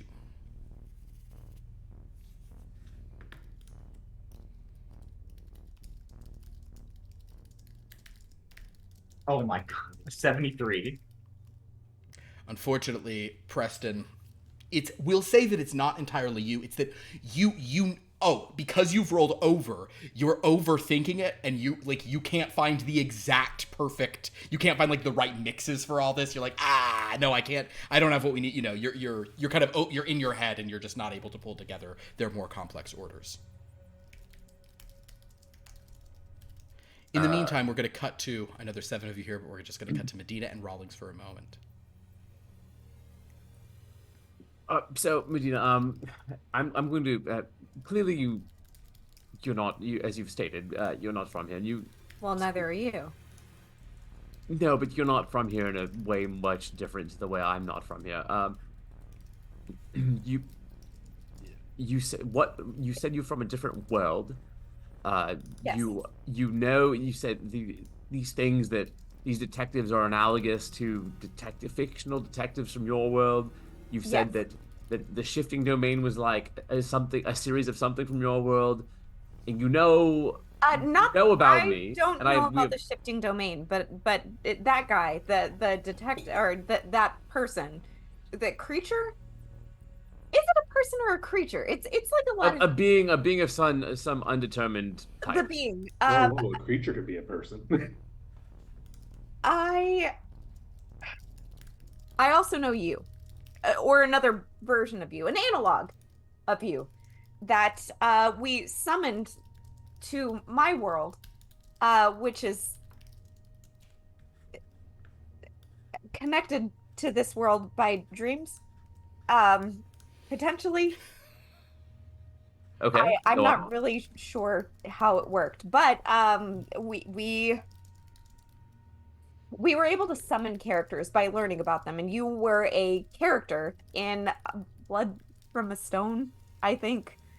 That is a name you know well, Rawlings. Yes. Yeah. So, we brought you to my world, and you were what was called a lore master because you knew a lot. And we knew that you died. But you were still there, and you knew that you died, but there was a certain point where we stopped knowing what happened to your story, and we just assumed it was because you died, and that was the end of it, but apparently not. Oh shit, which means that some of the other characters, we didn't know all of their stories either. Oh wow, that's a whole other thing that I will never get to resolve. But then I just had to get away, and I tried this thing called, what was it? I think I believe, I mean, it was like dream walking, yeah. So I just, I wanted to just escape something, and tried dream walking, and then I ended up here. Have I heard of dream walking before? Or anything like that? All right. For dream walking. Oh god. Here's the thing, Rawlings. You have, with your knowledge of the occult and your analyze, you have a big thing. That being said, you are going to need your gauge is going to be shrunk just because of I mean, I'm just going to say this to you. What information Maisie would ever have allowed to be known in a place like this? Right, yeah. So, I'm going to sort of say, so basically, you have a gauge of 35 with those things. I'm going to cut your gauge by... Like 20 is fair? I'm going to cut it by 24. Okay. So your gauge is now 11. If you would like to add to your gauge on top of that, you could, because really that just means you're engaging. I did. It was 20 plus 1d10 is what I've narrowed it by. So you have an 11 gauge, which honestly is not, for you, 11 is not crazy. It's not terrible gauge. And if you want to try to add more, you can. I will spend 2 power. Okay, cool. So I'm increasing my gauge by 10. Okay, great. So you have a 21 gauge. That's pretty damn good for an attempt at this. I love this. Okay. 34. 34 is within 21, and 11 would not have been. So that's pretty fun for you, Dan. Dan, the concept of dream walking is something that was written about in an obscure text. This would have predated your arrival at Bitter End. Mm-hmm. This was Order of the Opal Octopus, kind of like ephemera. As far as you knew, it was a pretty quack science thing, and it actually had to do with just some cult that was just trying to murder people in their sleeps. They were telling them it was dream walking. But there was a theory espoused in there that you thought maybe had more point to it. That there exists something called the Dreamlands. It is a space, it is a superliminal space that is beyond even kind of like when one would astral project. It is this kind of sort of strange collective consciousness that is a realm of pure sort of emotion and narrative and concept. These dreamlands, people can access them when dreaming was the theory of this. Of course, this being where it is, there was also a lot of talk of a certain kind of dreamland called a nightmare land. Yes. I'm going to say that with the roll you've just done, you wonder if Dreadlands are in fact nightmare lands. You do begin to wonder if everything you've experienced, all that you see or seem, is but a dream within a dream. Then how might I wake up?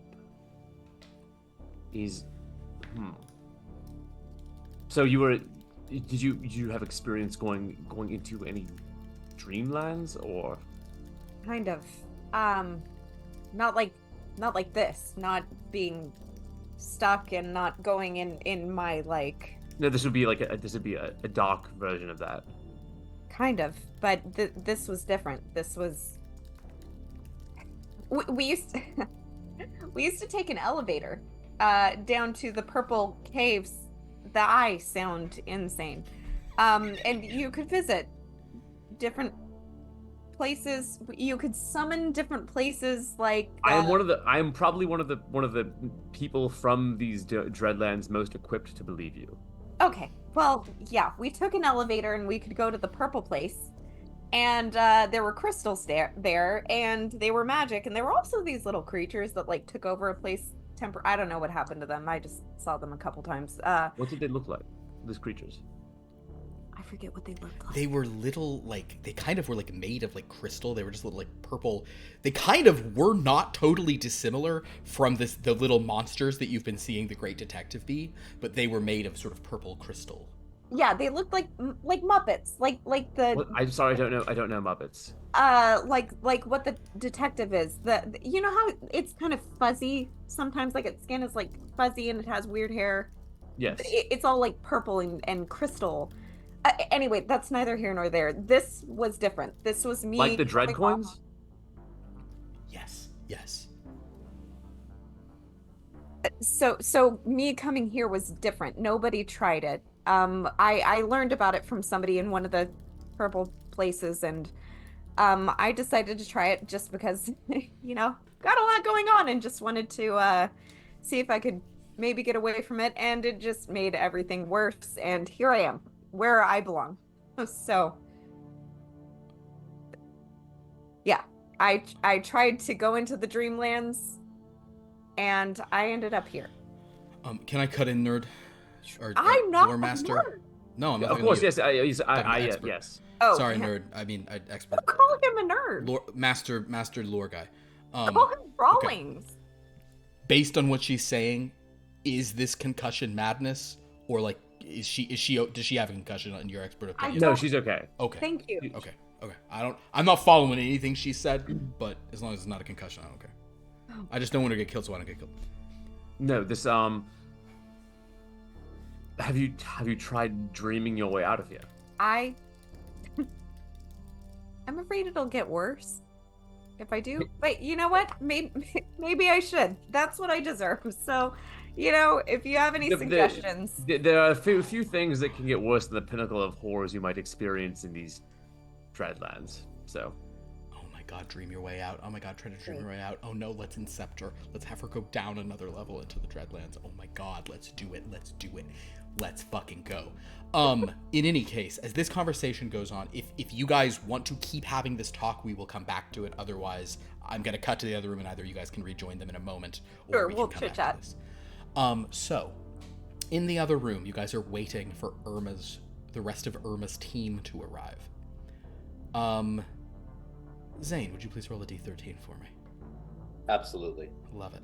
Zane, if you could roll, I'm just going to tell you, roll whatever you want, but the most fun rolls would be, for you, the most fun roll is 9, but 6, 11, or 12 would be, 6, 9, 11, 12 are ones we have never seen. It's a 5. 5, understood. So basically, as she's kind of like moving around here, being like, oh, jeepers, I don't know, she suddenly kind of turns back, and it's interesting. This is one of the least extreme transitions of the sort of from what the Great Detective looks like. It goes from being a sort of maybe like a 2'8" little monster girl to being like a 2'4" little monster girl with just different clothes and slightly different skin. Diana Dare is kind of furrier. I think that Velma was probably more like goblin in her vibe, but she sort of turns back and goes, okay, I think that's enough waiting around here. I have a lot of ideas about what we should do next. What should we do next, then? We need to go on the... Well, I don't like to say offensive because it's a little offensive, but we need to go on the attack. We need to figure out how the murderer, not the murderer of Penwith, because I've already figured that part out, but how the murderer of the conductor is getting around. I think there's something going on this train. Has anyone had an experience where, like, a door wouldn't open for a while, or where you walked into a car and it seemed like the wrong car? Yeah, I just tried to open the door here and it didn't open very well. I had to burst through and use so much... the little energy that I had, yeah. Interesting. Can anybody remember any... And was everyone here when you came back in? Yes. They were all in the car. Does anybody remember anything? Did you see the door shaking? What happened right before that? Anything you can remember would be really helpful. I don't know if I remember anything specifically happening. You mean like the lights turning off? Didn't the The train lights shake? turned off? Oh no, that was when I was here. This would have been later. I would say that Reginald, Preston, Everett, and Zeke, if any of you would like to, and honestly, I think Zeke, you're probably the most likely for this, just based on stuff. As you think this over, this is an investigate roll. So any of you could make an investigate roll for this. 76. You're Not just great. in. Okay. Preston, are you even doing it, or are you just making drinks? I got a I don't know if you would 57. even try to think of things. 57. Okay, Reginald, you're sort of thinking. Everett and Preston, you guys are just kind of whatever. I will say that Reginald, you will start doing kind of you'll start going through what you remember. You'll start describing what had happened before Astrid was shaking the door and then finally busted through. And the main thing that you remember is that moments before that, Rawlings and Zeke came through the door. They came through the door, it closed, you chatted for a moment, and then the door started shaking, and they subsequently Astrid came in. So I remember right before Astrid came in, Rawlings and Zeke also entered the car. Maybe I'm not too familiar with this magical sort of stuff, not from my domain, but maybe it has something to do with that. Oh, great detective. Interesting. So Zeke, you came through earlier, and were you also coming from?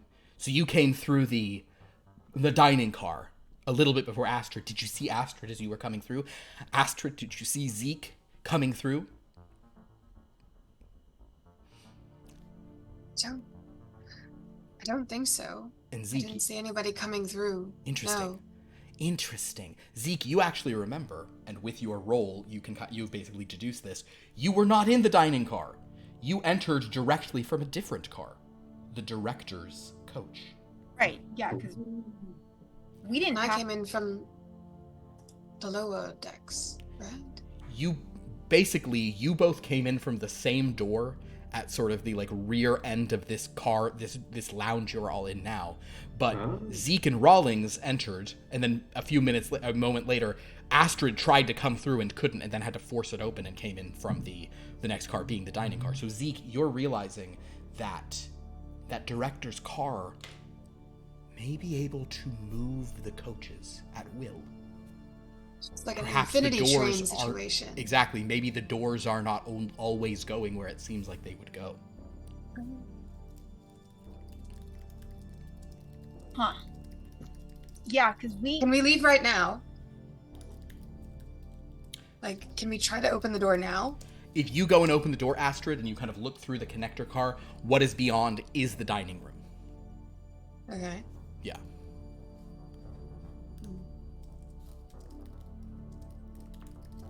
Yeah, because we didn't come through the dining room. You didn't even come through the dining room, but you came through that door. So that explains it. The doors do move. That means the geography that we've been learning, while often the same, can change.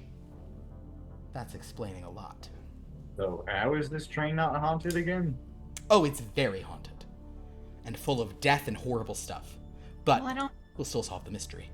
I don't know that it's that the geography changes. I mean, we came from a specific car. Can I- Maybe can change things, but Is there a window that I could open on this train? You can. The windows don't you probably couldn't open the window and jump out of it, but you can do is it transom? Is that the top of a window? Is that what it's called? I think it's called a transom. Sure. Gotta Google here. It's like there's a window that Like doesn't. bus windows? Yeah, I think a transom window. Yeah, it's like the top window where you can tilt that open, but you can't open the main piece below. Can I open a window and look both ways on the train and see if cars are moving or something? I see. Yes, this will require a bit of acrobatics to try to maneuver your head, kind of, because it's you're just kind of trying to peek out both ways. So give me an acrobatics to kind of stretch enough and peer through. Okay. If you could roll a multiple of 13, that would be just peachy. 49. 49 is not a multiple of 13. 49 is definitely a success, but a 39 would have been cool. but 49 is less cool. But also much cooler for your guys' purposes. Can we just talk about how I rolled a success? That's all I'm hearing. Sure. Yes. It's a big deal. Hooray! You got It's a big deal. Astrid, who is like bone tired, getting some wrinkles that seem unfair. Everyone keeps talking about them. Astrid could Reginald. not find a willing person to have some fun with, as she puts the term. And upon looking through, you finally are able to look out of the train, and you see that ahead of you, there are several cars, maybe like 10 or 11 cars ahead of you. And if you look back, there seem to be more cars behind you. More like as in like an innumerable number of Not cars? an innumerable number. You think you can see a caboose in the distance, but it's probably more like 20 or 30 cars behind you. And from my experience over the last 2 hours not being with the group, is that more cars than I explored? Certainly it's were more cars. available? Yes, you don't think you went 30 cars down to find people. You only went maybe 10 max. But were there 30 cars? Was there another door, or There was certainly it was another door at the end, because there would have been the cargo train at the cargo carts at the end. But Okay. you feel like you went pretty far down what was available. So it feels like the geography of the train doesn't feel crazy, but it definitely feels like I feel like this was a smaller train, and this seems maybe like a huge? yeah. Yeah, it's much. Okay, I turned to the group and explained it's much bigger than I expected. God. There we go. We'll just everybody insert any comments about that. I guess could we all potentially recall how big the train was when we got on?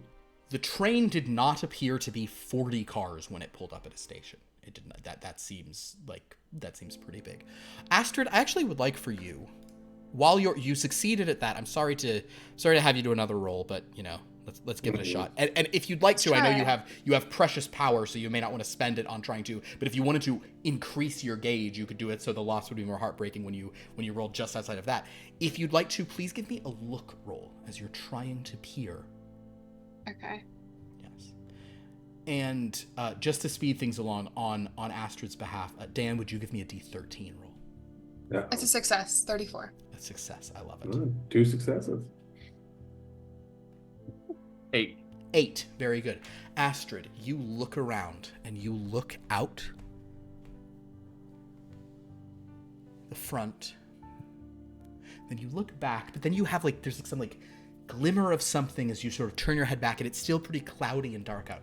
So maybe the light is a little more visible, but as you look back, or as you return your gaze forward, it's not that you look back forward, but as you sort of, from looking towards the rear of the train, you turn your gaze forward, and you see a strange sort of blip or glimmer in some of the cars ahead of you.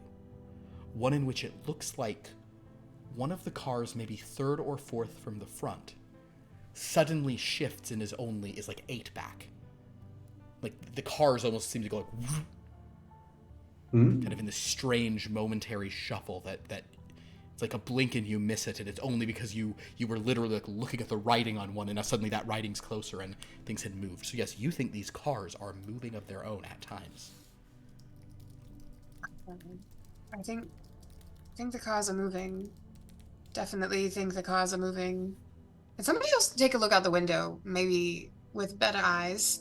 Reggie, I'll do you take a have look. yeah. Little camera on your finger. Zoom in with your robo eyes. What do you see with your wizard eyes? Anything for you, Miss St. Okay. Cool. Reginald, if you're going to gander out, I will say, Have a good look. let me look at I think you actually already have, you know what? You're not super. So I also need you to first give me an acrobatics roll, because it is going to be it's harder for you to maneuver out of this top transom window. 60. With a 60, you're able to sort of peer out and just kind of you're able to get a bit of a view on either side. You could definitely sort of see, but you probably don't have quite as much field of vision as Astrid did. She was able to kind of push her sort of slenderer head through. Boy, this is dangerous. I hope nothing like knocks anybody's head off. That's a great idea. I should hold on, wait. No! Hold on a second, Reginald. Ah, damn, you rolled a 12. You're fine. So, Reginald, that's the best. So basically, the good news is there's no like hanging, like post, like the mail poles, that they have by the trains where they pick stuff up and they. So, Reginald, as you look out, please give me a look roll yourself. Oh my god! Just imagine if I died right there. Indeed. I'd be so sorry. Right? Could you take a look out there for me? Yeah, sure. Dead. Yeah. I got a 38. A 38. So with a 38, that is certainly within your thing. I'll roll this too because I rolled that for Astrid. You don't see any more train cars like moving the way Astrid described, but you definitely kind of feel at times as like the train rounds a curve,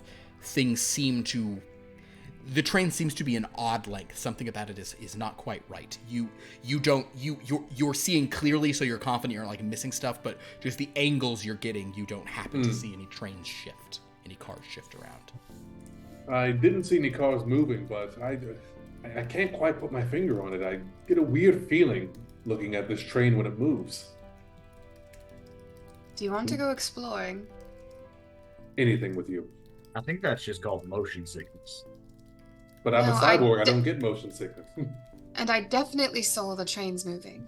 Like the cars moving on. I'm pretty sure that you did, Miss St. James. No, I think that there's definitely some funny business with that train, and that solves almost everything. Because if the train cars can be at any position, I wonder what else can move freely from one car to another. Anyway, Zeke, I'm going to figure out how this is all connected. I have a very good angle on how this is connected, but the murder of the conductor has really confused things. But I'm beginning to get a clearer picture of why you were killed. Because Etienne's a psychopath? Well, yes, but the why. Because he's a psychopath. I see what you're saying, but there's more to it than that. Speaking of Etienne, like, where is he on the train? Where can we find him? Zeke, that question is news to you. Diana says, "Oh, he's on the train?" Well, I'm sorry, what? Well, yeah. Oh. Wait, who let him on the fucking train? I don't know. I mean, y'all been talking about him. I figured he was on the train with y'all. Wait, so is he on the train or isn't he on the train? Well, I thought you said he was on the train, and everybody else who'd been talking about him. If Etienne's on the train, then the murders are definitely connected. That would solve everything. Although, is there evidence he's been on the train? I'd better make a new list.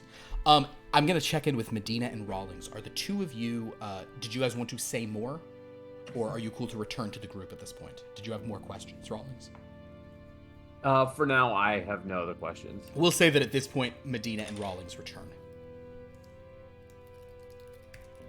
Do you see Diana is there? She's writing notes, and she's like, "New list. Where is Etienne? He's the key to a lot of this, I think." So incensed. What?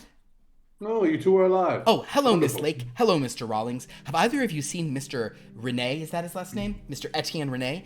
Have you No. seen him on the train? Apparently, he's Who on is the this train. person?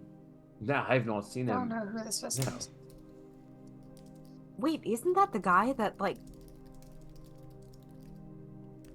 So, like, killed Zeke? I think Everett was just confused.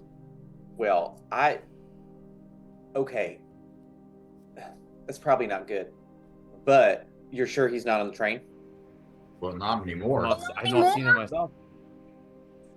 It's possible. From he's what on the also train. from what I recall about him, if he's the kind of person who would, I do believe he would want to make himself known were he here.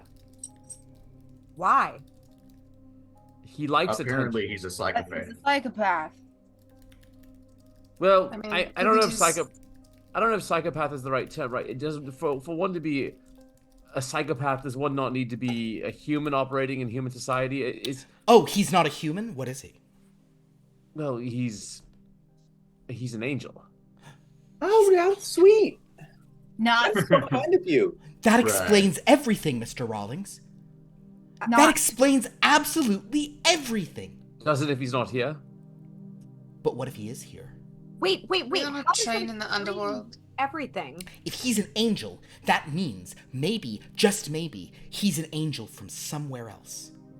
Well, I mean, there's he's a from lot. hell because that's what I think he is. He's an angel from hell. An angel from hell. I'm only gonna write H-LL just because I don't want to write a bad word. But that's really It's interesting. not a Actually, bad it's not a word. bad word. I'm using it in a religious context, so I'll write hell. It's a noun or an adjective. It's not a bad word. And also, angels, I don't know. I'm not super up on my Bible, but I'm pretty sure they don't smash people's heads in or kill people. Well, I mean, the seraphim technically were. You ever read the Old Testament? They were Angels got warriors, some were they not? Shit in there. Yeah. Listen, God smites people, sure, but I don't think that angels just go around squishing people's heads like they're grapes. So maybe he's not really an angel. Do we No, even know if he's definitely. I mean, he definitely has some kind of Well, like not from like divine power. Philip, do I know do I know where Etienne's from, or do I know where he's not from? Etienne indicated to you in your first thing, actually reread this recently, that he had gotten trapped in paradise. Yes. Actually, Medina, I believe Etienne is similar to you in a certain large way. Wait, similar? No. Similar to me? You are No. both in these Dreadlands against your own not entirely of your own volition. Okay, but what if he's just like an analog for something in my world? Medina, at this point, my friend, you are going to make a roll. Uh-oh. Is it 6? You're going to make... No, the only thing you can do. That'd be You're so going cool. to make an analyze roll, which you are good at, Miss Okay. Lake. As you think back. No. What'd you roll? It's so bad. A 6. A 6. No, I'm sorry, a 9. A 9. Would you like to... Oh, God, you have so little power. Oh, no. Have I regained any power? Did you regain the 1 I gave you? Oh, no. Okay, we have that. You could spend 3 to re-roll, but it's a lot. No. I know. You're injured. I won't. Oh, that's a bummer, because, boy, would this be a thing that it would be... I'll simply say this. You this isn't sort of coming to you, but you remember that memory you had of Mr. Etienne Rene, that strange thing in that recording studio when you were Wendy Raven. You have this strange memory of like, oh yeah, maybe that was like that proto-main everyone was talking about. Something was weird about that stuff. You're not sure what the deal with that was. Since it was something that happened to her, like she's thinking about Etienne, can she say like he did say something that I can't remember. It was in like a memory, but not my memory, so it's hard to... I think you're right, Rawlings. Yes, I wouldn't have said it otherwise.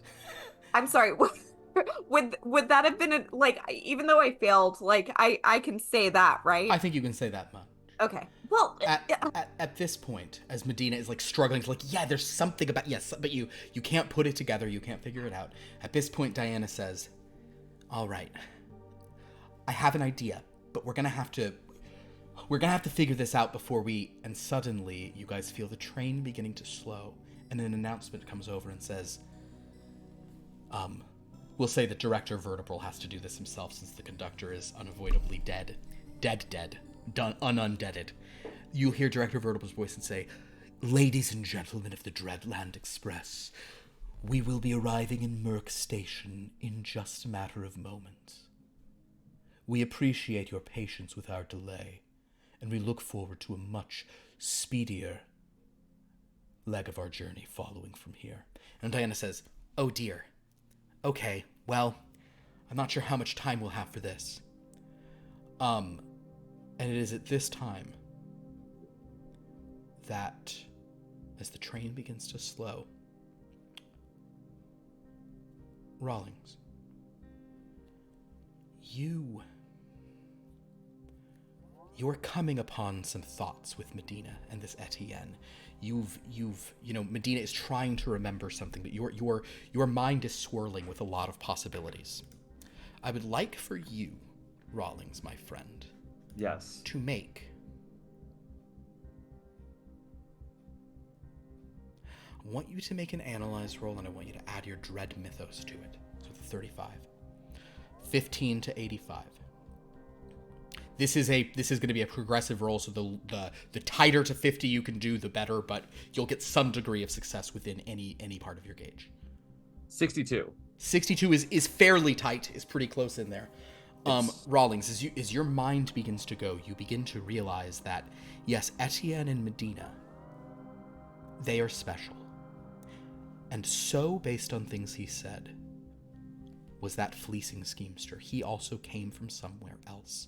And you're realizing that there is a fundamental key, and Rawlings, I don't want to put thoughts or goals into your head, but it's like, fuck becoming a Mistwalker. Yeah, that was a baby goal.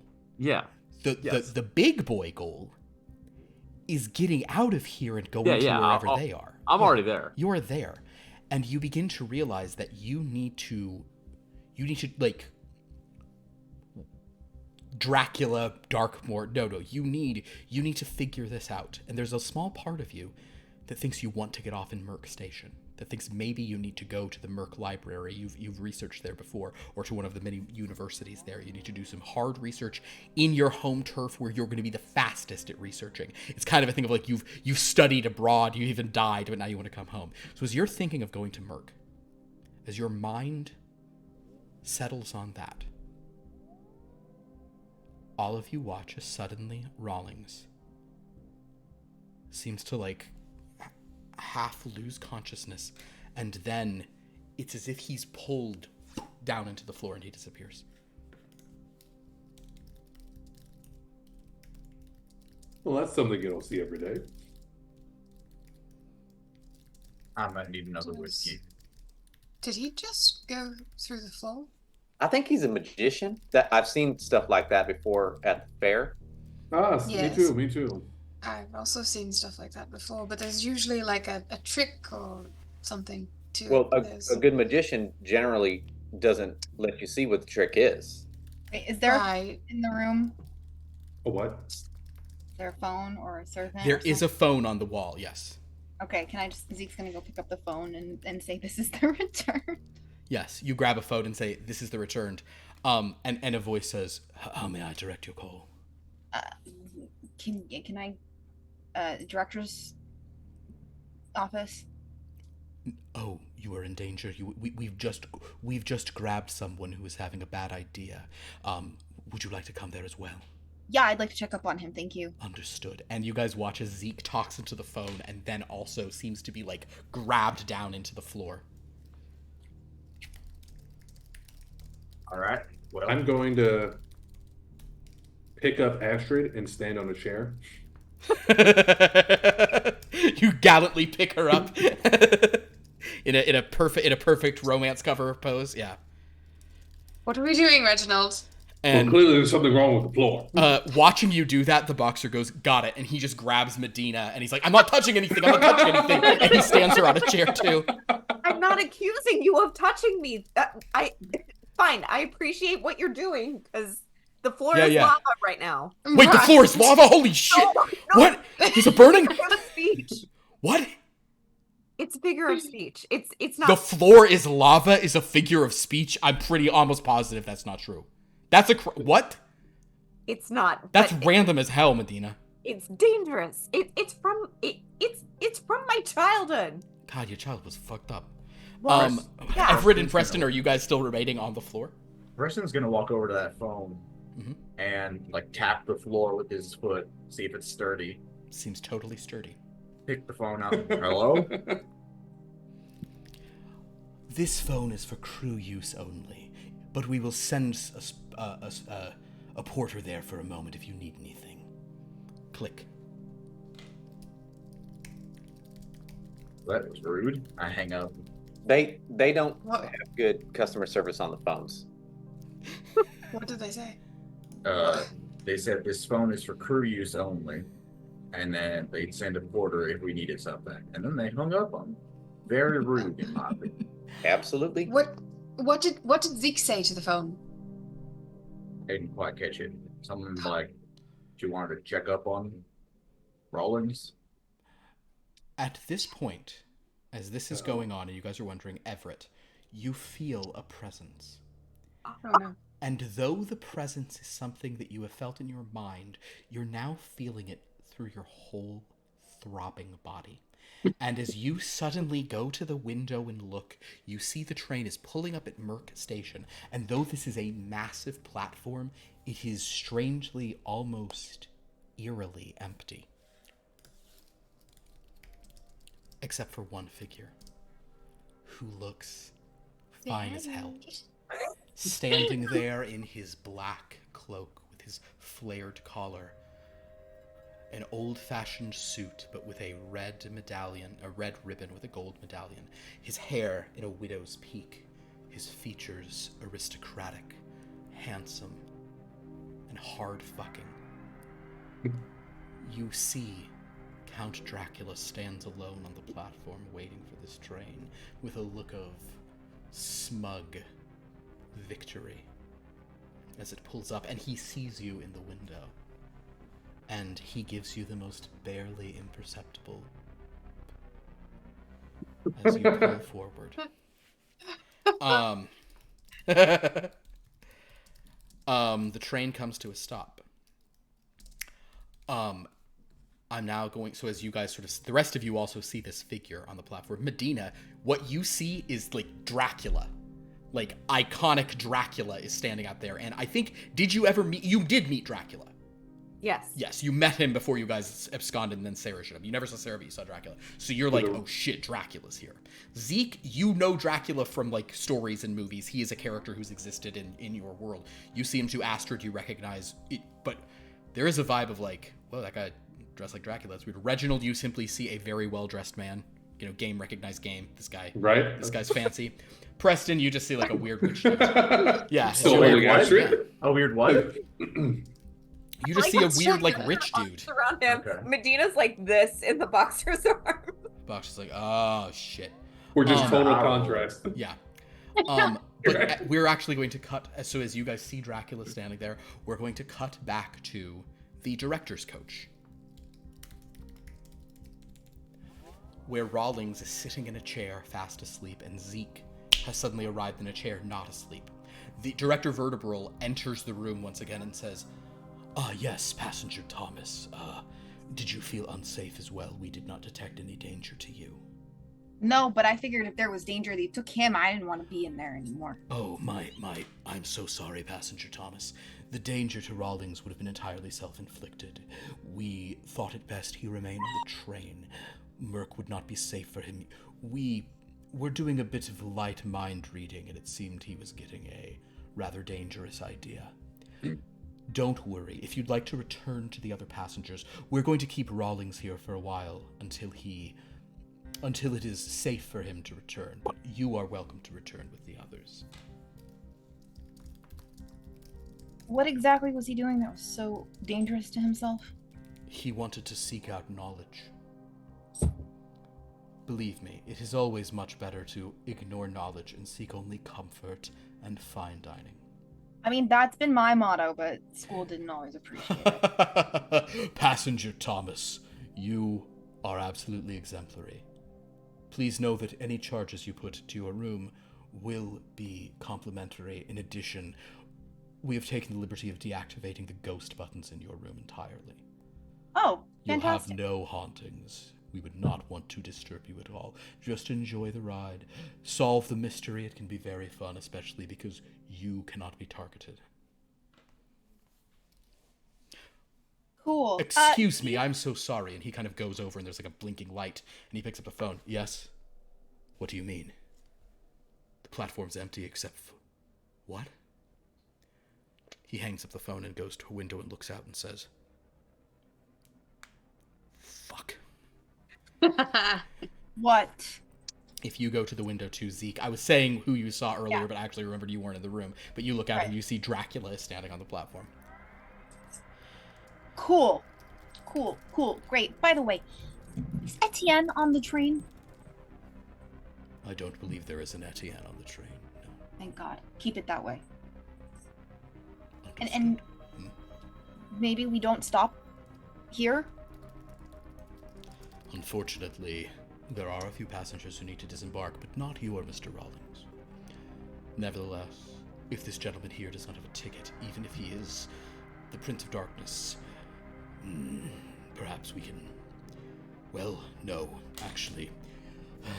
It would be too big a kerfuffle to turn him away. Excuse me, with the conductor out, I'm going to have to handle this personally, and Director Vertebral leaves. He says, you should be fine returning to your room, but feel free to stay here as long as you'd like, of course. I have some good,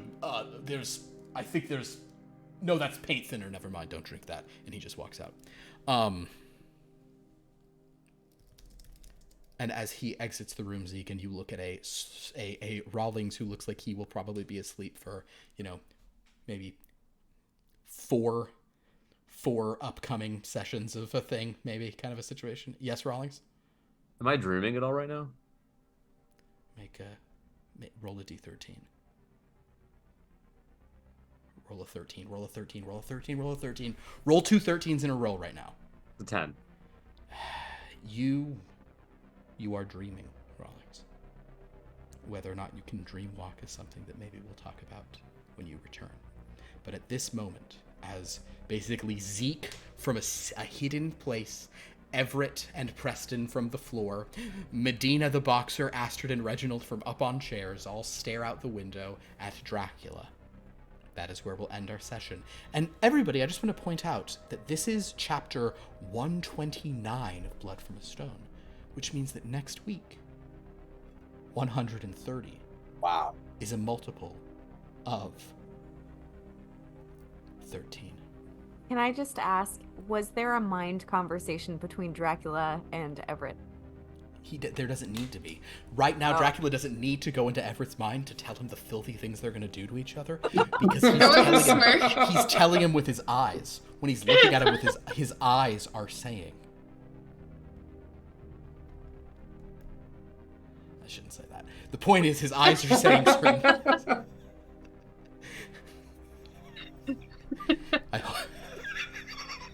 All right, I'll say it. And Dracula looks at Everett and goes, just his eyes are basically saying, I hope you've douched. With that, thanks everyone. Oh my god. I like how the thought comes to me and I almost say it and then I'm like, nah. But then I just do it anyway. Ugh. I at least have decency to restrain myself from the horse fucking jokes. You do, yes. You wanted to say some jokes about what happens in Merkshire. No, Catherine the Great. Yeah. Yeah, more specifically Catherine the Great. Well, yeah, but that's what she would have had a great time in Merkshire, because... Anyway. Guys, thank you so much for playing. Had a big cast here tonight. Next week we will we'll have a few fewer people, but we'll still have people through the time, and we'll be rotating people in and out of this kind of as schedules permit. So thank you all for being here. This was a lot of fun. If you like what we do in this channel, please, follow us, subscribe if you're able, etc., etc. And I think that I know I'm doing this out of order, but it looks like we just had a massive donation of subs. Massive. Which is extremely appreciated. A girthy donation. A donation the size of what Dracula's going to give to Everett, and it is a wow. It is a they don't call him Vlad the Impaler for nothing. Hey. Look at Lauren, just like Taylor, I hardly know her. Yeah, Dan, where were you? Someone had to Taylor. Oh, okay. Damn. Someone had to do it, yeah. I was thinking it, but I was like, ah. So, but yes, so thank you everyone for being in chat, and Ben Hader, 2015, thank especially for that. That's so many things, and it looks like we got a very big hype train out of that. Level 6 hype train. Wait, level 6 hype train? I don't think we've ever done that. Yeah, and Ben Hader gave out 20 community sub gifts, which is insane. I do want to say, Philip, we have done a level 6 hype train before because it said we were close to breaking our previous record. I understand. And we did not. Oh, okay, sorry. I should have seen that and like paused the game. No, it only had that while we were going. Understood. Yes, I should. Rightfully so. You don't pay attention, but he doesn't pay attention. Yeah, I'm not looking at chat usually. He's got too much going on, y'all. Yeah, I got too many other windows. But he's taking extensive notes while he's running a game. It's true. That is true. We also like me who don't. And I'm just texting randos too. I'm just like having like flirty conversations. Various DMs of all these. Yeah. I just text. I just send messages to like just the accounts of people I think are attractive. Me. Mainly Zane. I'm like saying, who are you texting? And he's like, Philip. Dane and Colin Farrell. So yeah. Oh my God, I sent so much. I sent filthy stuff to Colin Farrell. Thank you all for look at Fable's face. Fable's like, I'm sorry, I feel like I like disassociated and was looking at my Squishmallow for like 20 seconds and came back to you texting. Like, wait, That's what? how I feel, Oh, most man, of what the a good- time when my ADD takes over for a few seconds and I phase back into the conversation and we're like 3 miles away from where we were earlier. And it's always inappropriate and sexual. Always. Yes. It's always worse than when I left. Oh, that's so wonderful. Or better, depending on. Is that what you texted him? I hope you douched. No, I didn't say that to him. I They don't He need said to it in text his that. eyes. No, I did before we move on. I did also want to acknowledge. I know Pierce Likes Things came in and brought a raid with 6 viewers. That was awesome to start off the evening, and Much then appreciated. we had a whole bunch of a whole bunch of cheering from players here, and then Galanorian Saber also gifted a 1 month tier 1 sub back to Ben Hader. Oh wow, that's very Yeah, it was great. reciprocal. So anyway, That's great.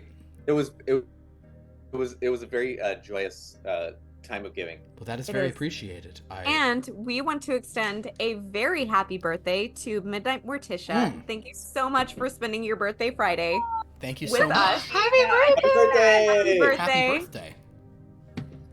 We appreciate you I so hope much. I hope that this wasn't too upsetting a way to spend it. I hope that it was. That's what she's here for. Oh my gosh, wonderful. Thank you everybody. We have some other games on this channel. On Sunday, we are back with Here Be Dragons. If you'd like to see more Maisie in a game, watch literally any of our other games because she's proliferating now thanks to what Dan did. Hey. So Oh yeah, thanks a fucking lot, Dan. Yeah, you ass. So Dan, I put Maisie is now in Strange Lore, like the totally grounded. I game, heard, which is- yeah, you said on Wednesday. People named Dan super suck. I don't know. I think they're all right. I think. That's really funny to me because Ben's real name is Dan. Oh. Anyway, So on Sunday we're back with Here Be Dragons. You can see about that sort of that church that worships Maisie that's forming there.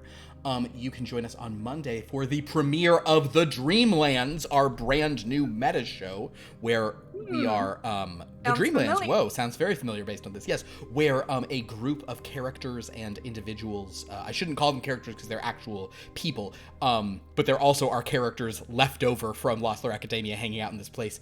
A wide range of people. Everyone from Theme Party is coming back. 2 of them as literally as their Lego minifigures. This team includes 2 Lego minifigures on it. Like that tall little yellow people. So that's going to be great. Lauren will be there as Corinna, her iconic character from the fantasy sections of Strange Lore. Which I only played like 3 5 times.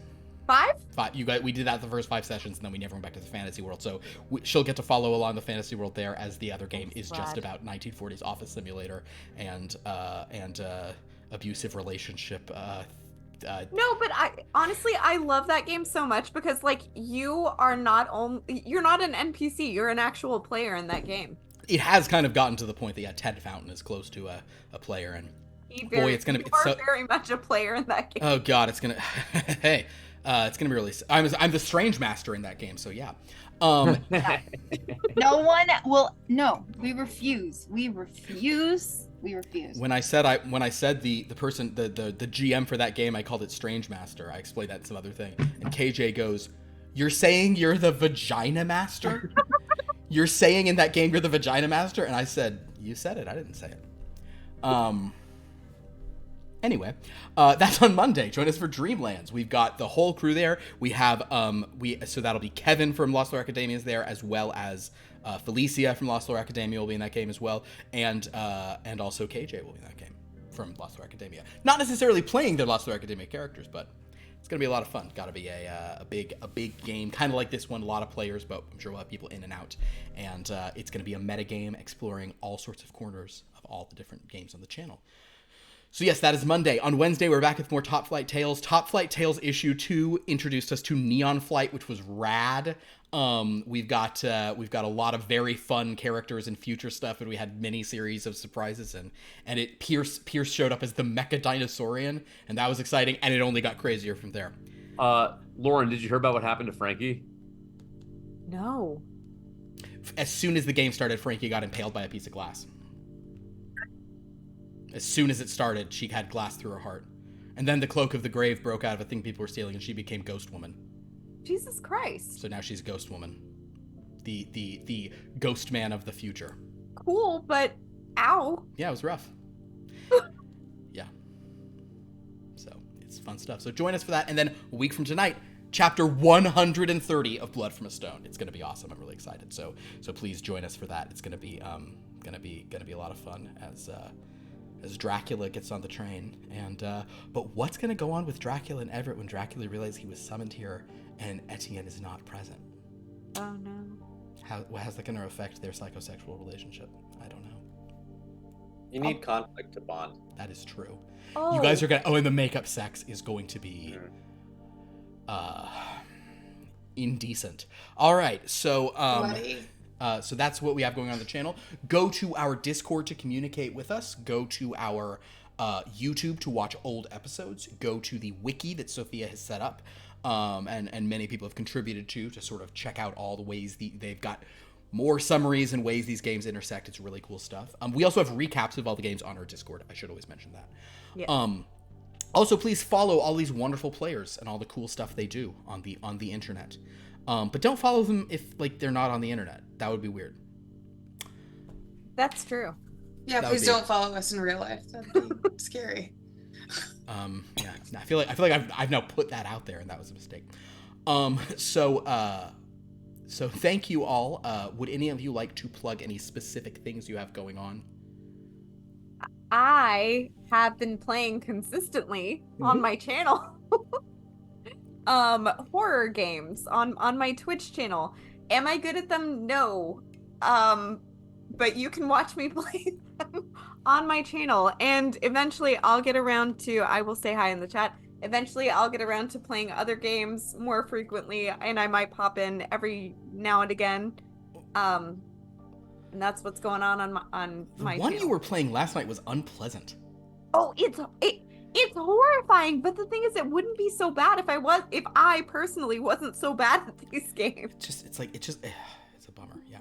And recently, the developer, because it's like a fairly small indie game, the classrooms, I'll post in the Discord that I'm playing, and some of the developers will come in, and they'll either help me or do things that make me die. Give you bad advice that makes you die faster. Exactly. Cool. So that's pretty cool. It is fun, and I do appreciate it either way.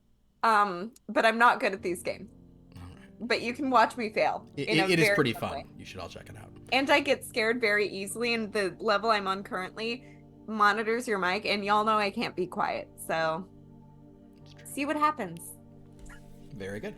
Anybody else? Just follow what they do. They're all cool people. Well, thank you so much for watching. This has been a delight. Until next time, have a dreadful, sexy night.